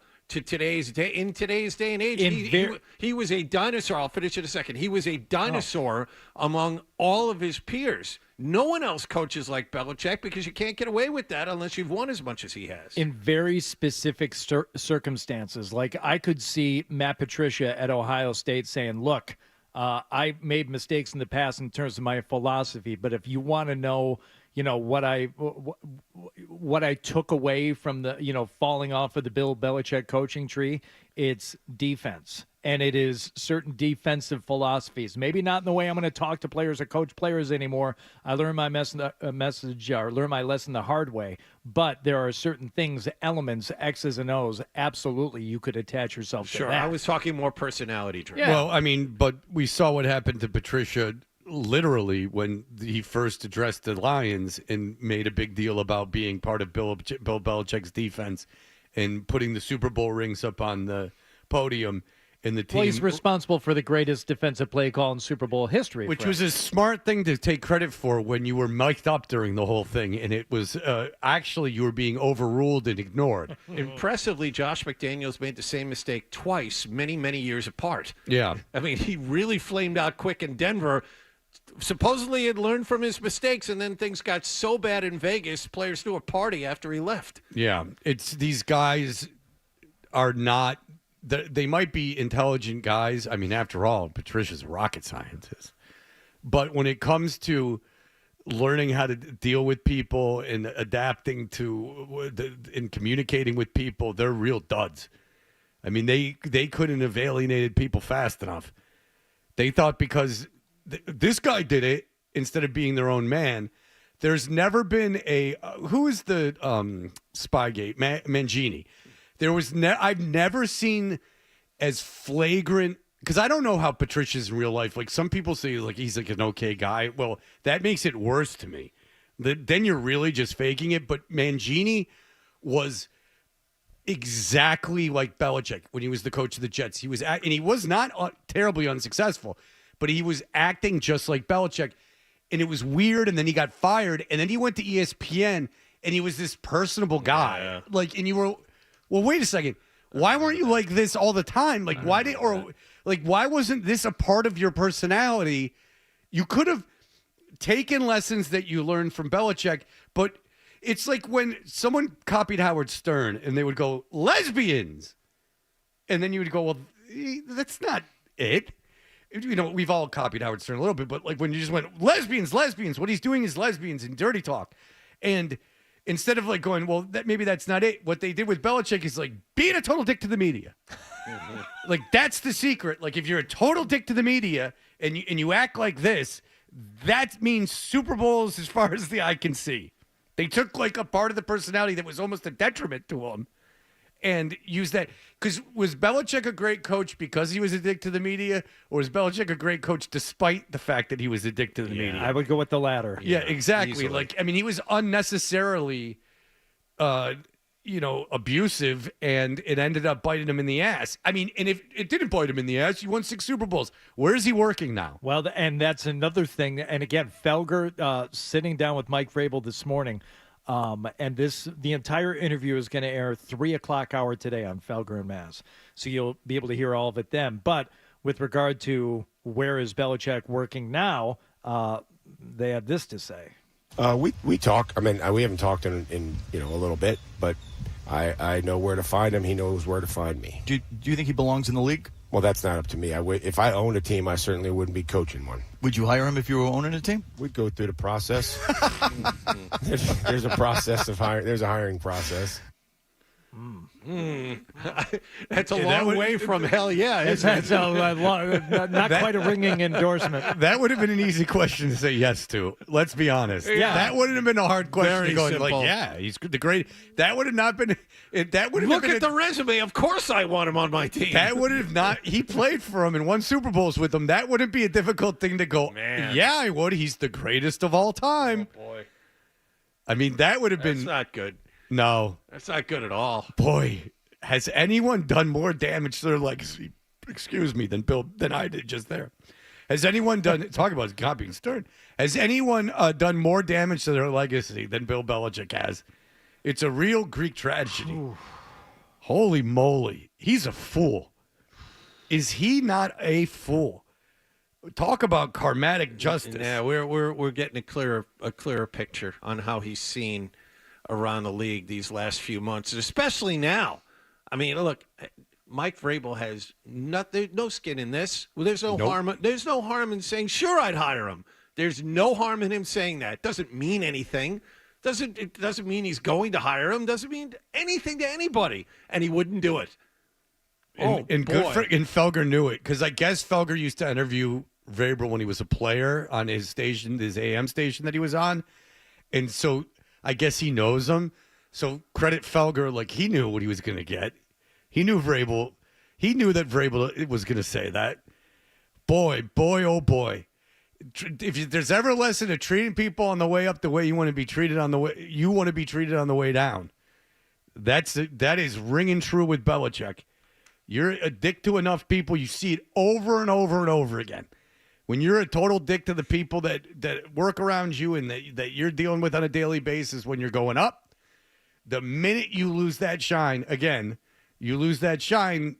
everyone's going to turn their back on you. And not in a negative, not even like in a mean way, like in a just like, no, honest way. Like he's being honest. But it's normal, the shine comes off of you a little bit and people like to push it aside. That's one thing. What this is aggressively getting away from that person. No, that's what we're totally on the same page. He's aggressively, people are aggressively moving, which makes the Lombardis of the world even more foolish.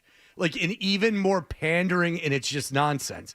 Like that constant, filibustering for him and carrying his balls all around, and it's nonsense.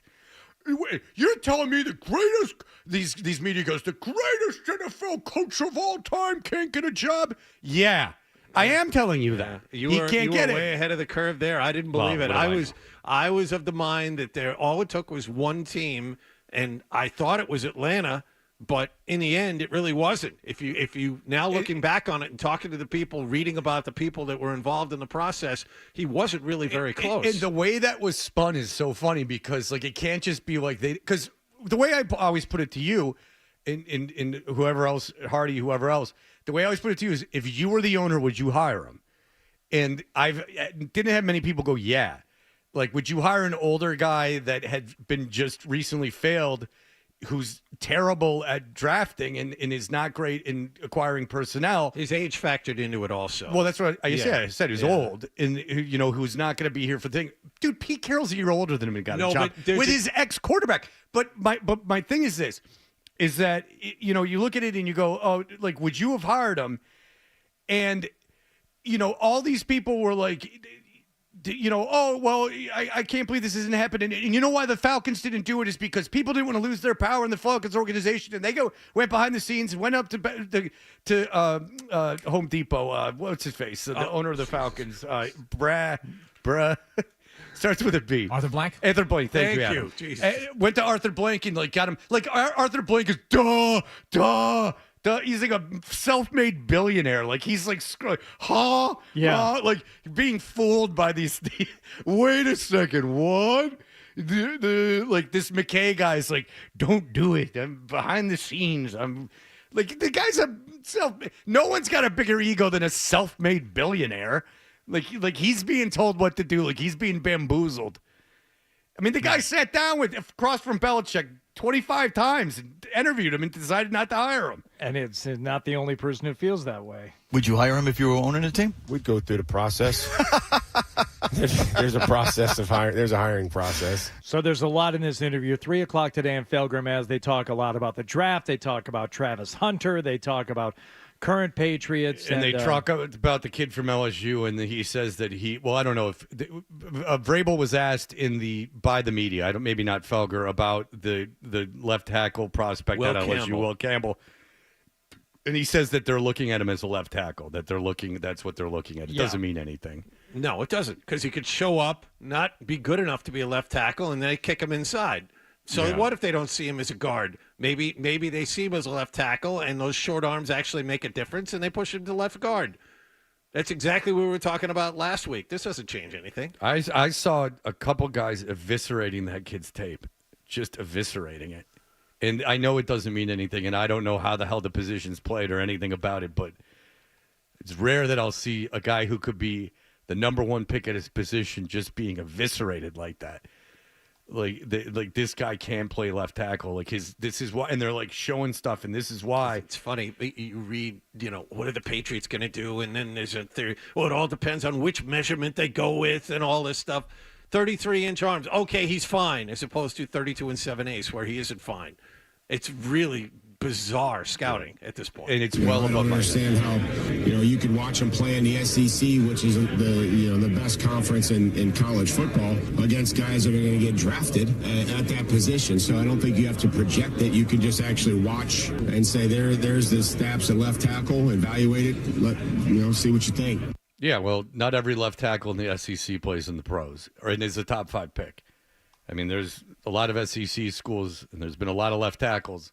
If you go around the NFL, not every left tackle from the SEC is playing on an NFL team. A lot of them are, but not a lot of them are top 5 picks. There's a big difference. All right, but in fairness, I don't know what the hell I'm talking about. I'm just accumulating information from other people. I'm not putting forth the idea that I can break down the tape of a left tackle. That I cannot do. I know when they give up a sack. That I can do. That I see. Patriots fans can I watched identify that. I watched the offensive line in the aftermath of a quarterback sack. I see a lot of replays where they point out the guy and they say, look at what happened. Yeah, I can notice it then, but Yeah. somebody circles it for me. Yes, exactly. Very sad. Right nose tackle. That's right, Chili Guy. I'm about on the same page as you. All right, let's everyone calm down. I got something wet on my ear when I hugged the guy from Machine, which is very much in the back of my head. Did he plant give you a little peck on the cheek? No, because then I would know what it was from. Huh. It could be some. It could be sweat. It could be a lot of things. Could be some of the cologne he had on. You have no idea. I didn't smell a lot of cologne. He smelled clean. Yeah, he smelled good. Yeah, he smelled really good. Give it up. I think we all fell a little in love with the chili. Yeah. Robbie's gonna storm back in here if we keep praising him. No, let's take a breather. He had a good point. He was treated differently. All right, we'll be back in just a moment. Should be used to it. More.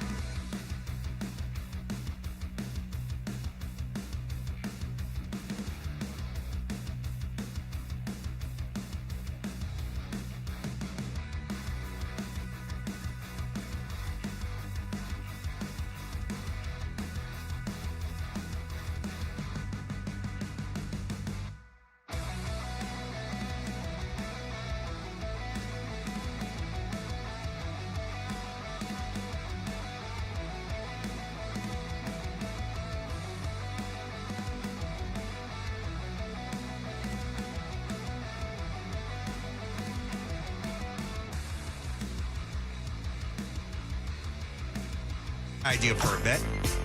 The email bit. We should do the email bit. It's a great idea. Let's do the email bit.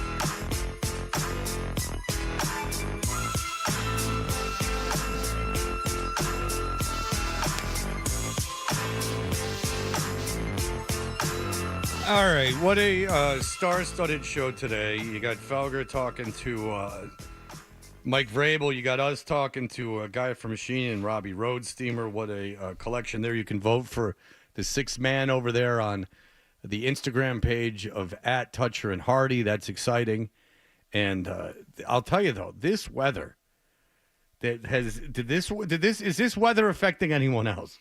Yes. It's often said, but this is the time where it's got to stop. This has got to stop. It's enough already. Why did the Pilgrims land? Again, the Pilgrims were so effing lazy. You venture across the Atlantic Ocean. You take this time and you're so brave, and you all die off. Do you ever see the illustration of like the original settlers and like how many of them actually lived? A very small amount. But you would figure you would get here and you would go, this sucks. Let's go. Let's do something. And you figure South, by then, South is warmer. Do you know by then South is warmer? This isn't 2,000 years ago. We're talking in the history of time. This is not a lot of time, which is scary when you think about it. In the history of the time, United States, not. I mean, they're finding artifacts from like philosophers from 1,500 years ago, and they're using X-rays to like translate them and stuff. And after the stupid mistake of the Pilgrims, why did nobody address it later? Why did they say, you know what, we'll just set up shop for everything? Philadelphia, Boston, no need to move 300 miles down the coast. We'll just do it here. So they fine, they did it in D.C. Why do you even go further south than that? Well, D.C. was Philadelphia was the main center point at the time. And so, like, how dare you? Remember where you are, Fred. Philadelphia is where the everything went down, baby. D.C. was after that. Now you're just appealing to John. Oh, because of, I understand. He loves Philadelphia. Yeah, because he loves Philadelphia because his in-laws live there. That's right. But, and what happened is, and this is real, what happened is that they left it to complete morons to discover. I have a friend who was in Tampa this weekend. And Tampa is a Poison show from 1985. Tampa is you. If I put you in the Garden to see Poison in 1985, the Boston Garden, and I videoed that, and then I took you to a beach bar in Tampa now and videoed that, you'd go, time has not passed. In all seriousness, they're dressed the same. Oh, man. This guy had a shirt on is, if you're not racist, prove you're not racist, show me your T's. Or if you're not racist, show me your T's. It's a flawed logic, but I understand what he's going for. And I told you the last time, 2 times ago, I was in Florida. It doesn't matter really when. At least if you're not racist, show me your T's. Right. It's like it's kind of clever. Like you're talking about it. Like, hey, you don't want to be racist. Just show me the T's. I was walking by a store, and it had a shirt. Remember the Yo Quiero Taco Bell? Sure, the Chihuahua. Campaign? Yeah. So what the T-shirt did is it took the Chihuahua from Taco Bell, like it, and it had the Taco Bell logo. Yep. And it said Yo Quiero. And it had the other word for vagina. Okay. End joke. Okay. I'm surprised Taco Bell would license that. That surprises me. Well, that was the Pepsi Corporation. They were going through a very blue period. But can you buy the shirt, and it's funny. Like, it's so dumb, it's funny. And then you put it on. And family walks by. What is the dog saying? Oh, he's saying that he wants vagina. Oh. But it doesn't say vagina. No. That's another way of saying vagina. Same thing. See, he's horny for ladies. Yeah. Florida. If you don't put it out there, how are people going to know? So imagine if the Pilgrims had landed in Florida, and then Boston, by attrition, would be still a good place to live because you'd have to be hardy to come up here. You understand? Yeah. Like it would be hardy souls. So I don't know. There may have never been slavery. I don't know. I'm not kidding. There might have never been slavery. I mean, there was slavery, obviously, in the United States before the Civil War, but maybe it would have not. There would not have been, a Civil War would have been necessary to abolish it.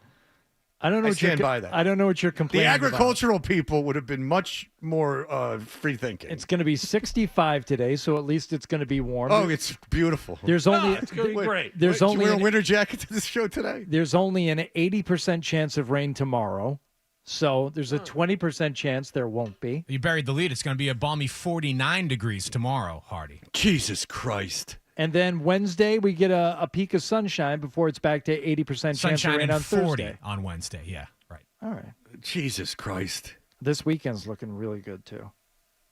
Yeah. Well, if you want Cardinals, Red Sox tickets, they're available. Right. All right. What do you guys got? Do you have anything? I got nothing. Well, from the 6th, I got a ton of stuff here. Everyone's emailing you. Everyone's ignoring me. I got an email here from Brian that's saying our 6-man competition has baffled AI. So he apparently asked AI, what is the 6-man competition? And the guy from Machine, he said, AI said, the guy from Machine refers to Al Cole, a bartender at Machine, one of Boston's most popular LGBT-friendly bars. And then it goes on to describe Al Cole as a bartender there, and so that's wrong. That's all wrong. AI doesn't know what it's baffled because they're using the wrong AI. Obviously, we have the more useful, more productive, proprietary artificial intelligence here. Why are you doing this to me? On the Toucher and Hardy show? Why would you use any other product than this? We're in the middle of. No, he turned it off. Sarge GPT is booting up. It's AI, baby. Yeah, so Sarge. Sup, Fred. Hey, Sarge, can you Sup, Wallach. Okay, Sarge, no introductions. Sup, Hardy. Hi. We've been on the air now for 3.5 hours. It's a little late for introductions. Yes. I know you're aware of that. Can you please encapsulate the 6-man contest for us, Sarge AI? Absolutely. What, do you want him to do it right now? Yeah. This reminds me of the time Macho Man proposed to Miss Elizabeth. Oh, okay. Yeah. They did that in real life, too, and then he was a very abusive husband. Correctamundo. All right, well, you shouldn't say it with that kind of vigor. I know. That It was a tragic affair. It's kind of wrong. You just earned a dishonorable discharge from the Sarge. What, for GPT. For speaking out against domestic violence, Sarge AI? Yes. All right. Well, Sarge, this is taking a dark turn. I know, Sarge. I mean, you're a Weinstein guy or something. I don't know what's wrong with you. Happening there. Can you smell what Sarge GPT is cooking? Hardy, Yeah, well, it's a lot of hate. What'd you do to him the last couple of days? Jesus. I have 17 championship belts. Okay. Well, that's All just right. that's just a fact. Yeah. Okay. What else? My algorithm operates with military level precision. I've literally gotten like no emails. I don't know if that's a good or a bad All right, thing. this is from RC. It's a tough decision, talking about the 8 o'clock hour. Tough decision. I really enjoy both contestants. How about having Nick set up a profile on Scruff and see what hits it gets? No. Oh, okay. That would be disingenuous. Yeah, that'd be catfishing. I don't like that. Yeah, I don't like the idea of that. Like, why? So we're gonna make fun of guys for liking Nick? Yeah. Don says Stupid. The Bill Belichick and Jordan photo. He says, why is her T-shirt in reverse image, but his isn't? Oh. Can we check that real quick? Can you have that photo quickly available to you there, John? Because one thing I do get emailed is every time there's a photo of Jordan and Bill, that people send them to me, and I really do appreciate it because I don't follow them on obviously on social media. But this last one was just sad in its boringness. Like it was just boring. It just reminded me of why I got off Facebook, which I'm officially off now because I couldn't take it anymore. Because everything everyone was putting on Facebook, first of all, it was like 5 people still using it. And everything was so mundane. It made me realize how mundane my life is. And it was reinforcing that, and I didn't like it. And now Jordan, who at 23 is living a very mundane life. I mean, she's celebrating. Like Johnny from Southie's not celebrating the 28th, March 28th. I mean, that's a pathetic reason to celebrate. Ryan was able to sleuth out that the shirts are correct. She overlaid under his shirt logo, "That's my man." She wrote that and put it on. So the T-shirts are being reflected in a mirror. So her T-shirt is in reverse. His T-shirt is also in reverse, but she went and put a nice little catchphase over his. I don't understand. Yeah, well, it didn't work. Question for you guys. Last time you took a photo in a mirror? Never. Your wives or girlfriends ask you to take a photo in the mirror? The answer is never. That's the answer you're looking for. Again, I know people, and if they asked me to take a photo and put it on Instagram, I would say, are you out of your mind? Go take your own photos and put them on Instagram. Oh, I see. Yeah, his is in reverse also. Okay. Yeah, she puts, "That's my man," because she's not embarrassed. That's the key. She's doubling down on it because she's not embarrassed, you see. She's announcing, "That's my man," because... you wouldn't, she's telling you, "I'm not embarrassed by this.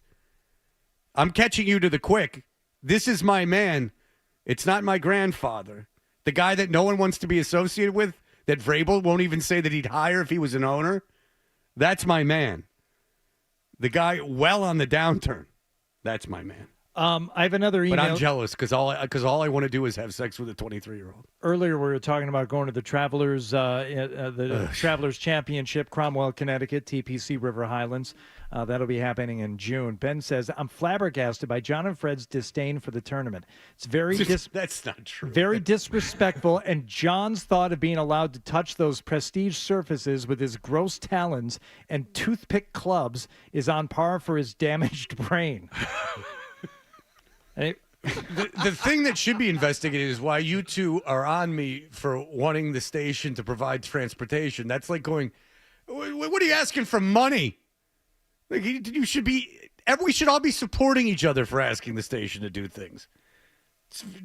You guys are on my case. We should all be asking for things. If you want money, ask for money. If you want transportation, ask for transportation. Okay, I'll give you the most honest answer I can give you right now. I don't want to be driven anywhere, much less someplace 2 hours away.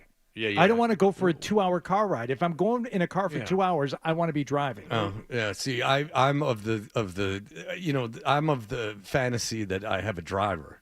That now I'm a big shot with a driver. You got a Julio, is what you're saying. Mike Francesa had Julio. Yeah. I mean, Howard Stern had Ronnie the limo driver. Yeah. I mean, what's his face drove Opie and Jim around. I mean, why can't I for one day? Crash Clark has There's Fat only one Boy. Hardy Hardy wants. Yeah. Crash Clark has Fat Boy. Right? Yeah, Fat Kid. Fat but Kid, thank sorry. you. Yeah, Crash has Fat Kid. Everyone has these attachés. I had Daniel. You did. Yeah. Did you mind when Daniel drove you around? I didn't, but I was riding shotgun. I could ride shotgun with the person that's driving me. It's just the way you light up when you say it. This is an honest question, too. Like, if you're in traffic, you would rather not be driving than driving? No. I would rather not be driving in traffic. I'll give you that. But wouldn't you rather read or close your eyes and listen to a book or something than drive? Like, just be able to not worry about it? Like, not think? I guess that's my thing, is I just don't want to think. But that, in all honesty, that might be peculiar to people. People with money seem to want drivers. Like, that's something that they want. So I guess I'm not completely alone. Not that I have money. I'm just saying that, people want private planes. They want a driver. The idea of me just getting into the back of a car and zoning out for 2.5 hours is much more appealing than sitting there and having to drive. Very little appeal for me.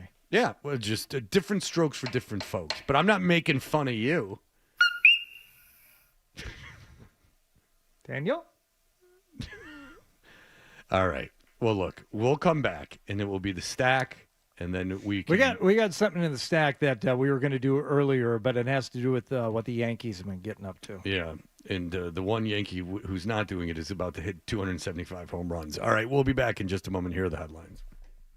Essential Sports Hub headline presented by Celsius Energy Drinks. Celtics will wrap up their road trip tonight in Memphis. Jaylen Brown is questionable for the Green. Grandy and Max have the pregame at 7 and the tip-off at 7:30 here on 98.5 The Sports Hub. Red Sox ended their 4-game series in Texas yesterday with a third straight loss, 3-2 to the Rangers. Red Sox 1-3 to start the season. They open up a 3-game series in Baltimore this afternoon against the Orioles. The NFL League meetings are underway in Palm Beach, Florida. Patriots head coach Mike Vrabel told the media last hour he expects Christian Barmore to participate in the team's offseason program as his return from a blood clotting issue continues. And at the NCAA men's basketball tournament, all the top seeds have reached the Final Four. Auburn beat Michigan State last night 70-64. They played Florida in the early game Saturday. Houston beat Tennessee yesterday 69-50. They get Duke in the late game on Saturday night. Sports Hub headlines are brought to you by Dr. Matthew Lopresti and Leonard Hair Transplant Associates, the hair doctor of Hardy, Charlie McAvoy, and Tuukka Rask. Call 1-800-GET-HAIR for your free consultation. I'm John Wallach at Boston's Home for Sports, 98.5 The Sports Hub. Your next update at 10 o'clock. You're listening to Toucher and Hardy on the Sports Hub. Brought to you by BetMGM, the sports book that knows how to treat you right. Download the app today and discover our new look same-game parlay product, live bet tracking, parlay quick betting, and more. Please gamble responsibly.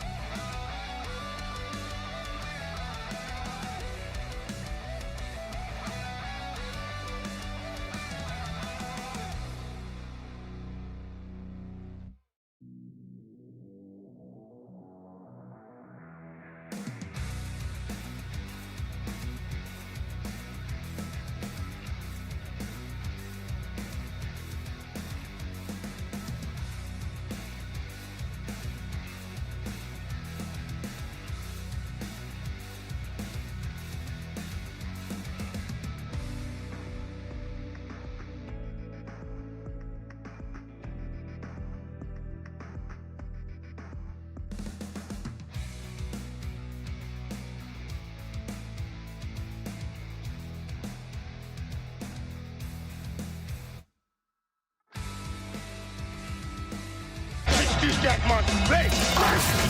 It's time for The Stack on Toucher and Hardy. All right. We are Toucher and Hardy. And Hardy, what is going on with the fabulous stack? What have we not gotten to today? The New York Yankees hit a whole bunch of home runs over the weekend. Saturday, 9 homers against the Brewers. Highest single game home run total in Yankee history. Yeah, who was it, John, that came back? He was the ex-Yankee pitcher, and he gave up 3 home runs in a row. Nestor Cortez. They were leading off Goldschmidt. Milwaukee. It was the first time that Goldschmidt had ever led off in his entire life. First pitch, 3 pitches, 3 home runs. Yeah, yes. Cortez, by the way, a former All-Star lefty. Yeah, no, I mean, Cortez isn't a bad pitcher. It's just crazy. So, and then 4 more on Sunday. So we go to the Yes Network to tell us all about these bats that they're using.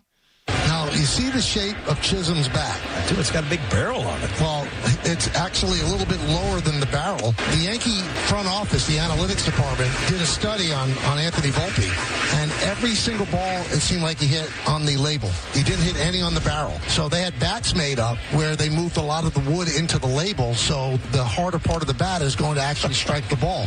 And now we have torpedo bats. It's like if Daniel drove a sub. And you'll notice the guy who's not using a torpedo bat is Aaron Judge, who has 700 home runs this season. Yeah, well, when you're 6'8" and 260, you could pretty much afford to use whatever. And they asked him, why aren't you using the torpedo bat? And he goes, well, have you seen, this is really what he said. He's like, have you seen what I've done the last couple of years? He's I'm pretty good already. I really don't need to change. Yeah, I don't think, I'm a bit of a creature of habit. I almost broke the home run record last year. I think I'm okay. And the Brewers are calling it Bush League. There's a couple of interesting things that happen in baseball. Is you can look this up yourselves, but Jazz Chisholm, who's was just mentioned, he said, I'm real theatrical, and the reason is white people, and you can look it up yourself. And and white people are in control of the game, and they don't like that. It's a whole thing. And then also, we had Contreras eating his tape and swallowing it, and then we had Major League Baseball without mentioning Tony Maserati, our own Tony Maserati, because Maserati had the take of after the first game of the season. Yes, we got that right here. Christian Campbell again making his Major League debut, and this part of the story to me is significant. Campbell did not have a good spring, but Cora essentially admitting we don't know. He might not be ready. So they are going to let him struggle here in the early going at the big league level. Now, Campbell, if you ask me in this game, has looked a little shaky. Yeah, which is totally fair. Opening day. This is opening day where he swung and struck out on a couple of pitches. Well, like 8 inches inside. He was only 1 for 3, but which is terrible. And also, it's the kid's first major league game. Show some veteran. What are you, nervous? You creep? So Tony's having some fun there. But then Major League Baseball took it, and they played a homer from him, and they said, I think that he's nervous, he's not ready, or something of that nature. And I thought, so little people are talking about Major League Baseball that you're aware of what the afternoon show in Boston said about it? Yeah, I believe the quote at the top of it was, he's not ready, Mike. Yeah. They just put that up there. So you have to, really know, the market, know who said it, but that's... I have it pulled up. The quote is, and you read this in your Tony Maserati voice, he just doesn't look ready for the big leagues, Mike. Right. So this is around the lines of Thornton saying the line after they won the Cup about Felger. Like, shut up, suck it, Felger. But saying it to a national audience without any context. Yeah, I know. It's just so weird. It's awesome from Maz. Yeah. Like, it really is. It's great. I mean, it's awesome. It's like, granted that the take is funny more than it is accurate. Who cares? I mean, Major League Baseball is now referencing Maserati like the world knows him, which might be the biggest compliment you could get. In all seriousness, like, what could be a bigger compliment than Major League Baseball just assuming everyone internationally knows what they're talking about? That Mike is Mike Felger, and that they're referring to something that you said. Impressive. But now who's laughing? Because the Red Sox have only won one game. Right. Felger Maz, Mike Vrabel interview at 3 o'clock today. Thank you to them for giving us a sneak preview of that this morning. Meanwhile, the Cardinals are a red-hot 3-0. They swept the Minnesota Twins. So, look out. I mean, the Red Sox were supposed to contend for the East, and the St. Louis was supposed to suck. It's all over now. 4 games. You sweep a series, that counts in any month, baby. I watched an awful lot of baseball. I watched that San Diego Braves game last night. There was real quick. Tatis got a double. It was essentially a double bunt. He check swinged and it went down the first base line. I got a double off of it. Hit it twice, like popped it up and then bunted it again. He essentially should have hit it twice. It was the same thing. All right, that'll do it for us. Everyone have a great day. Bye. You're listening to Toucher and Hardy on the Sports Hub.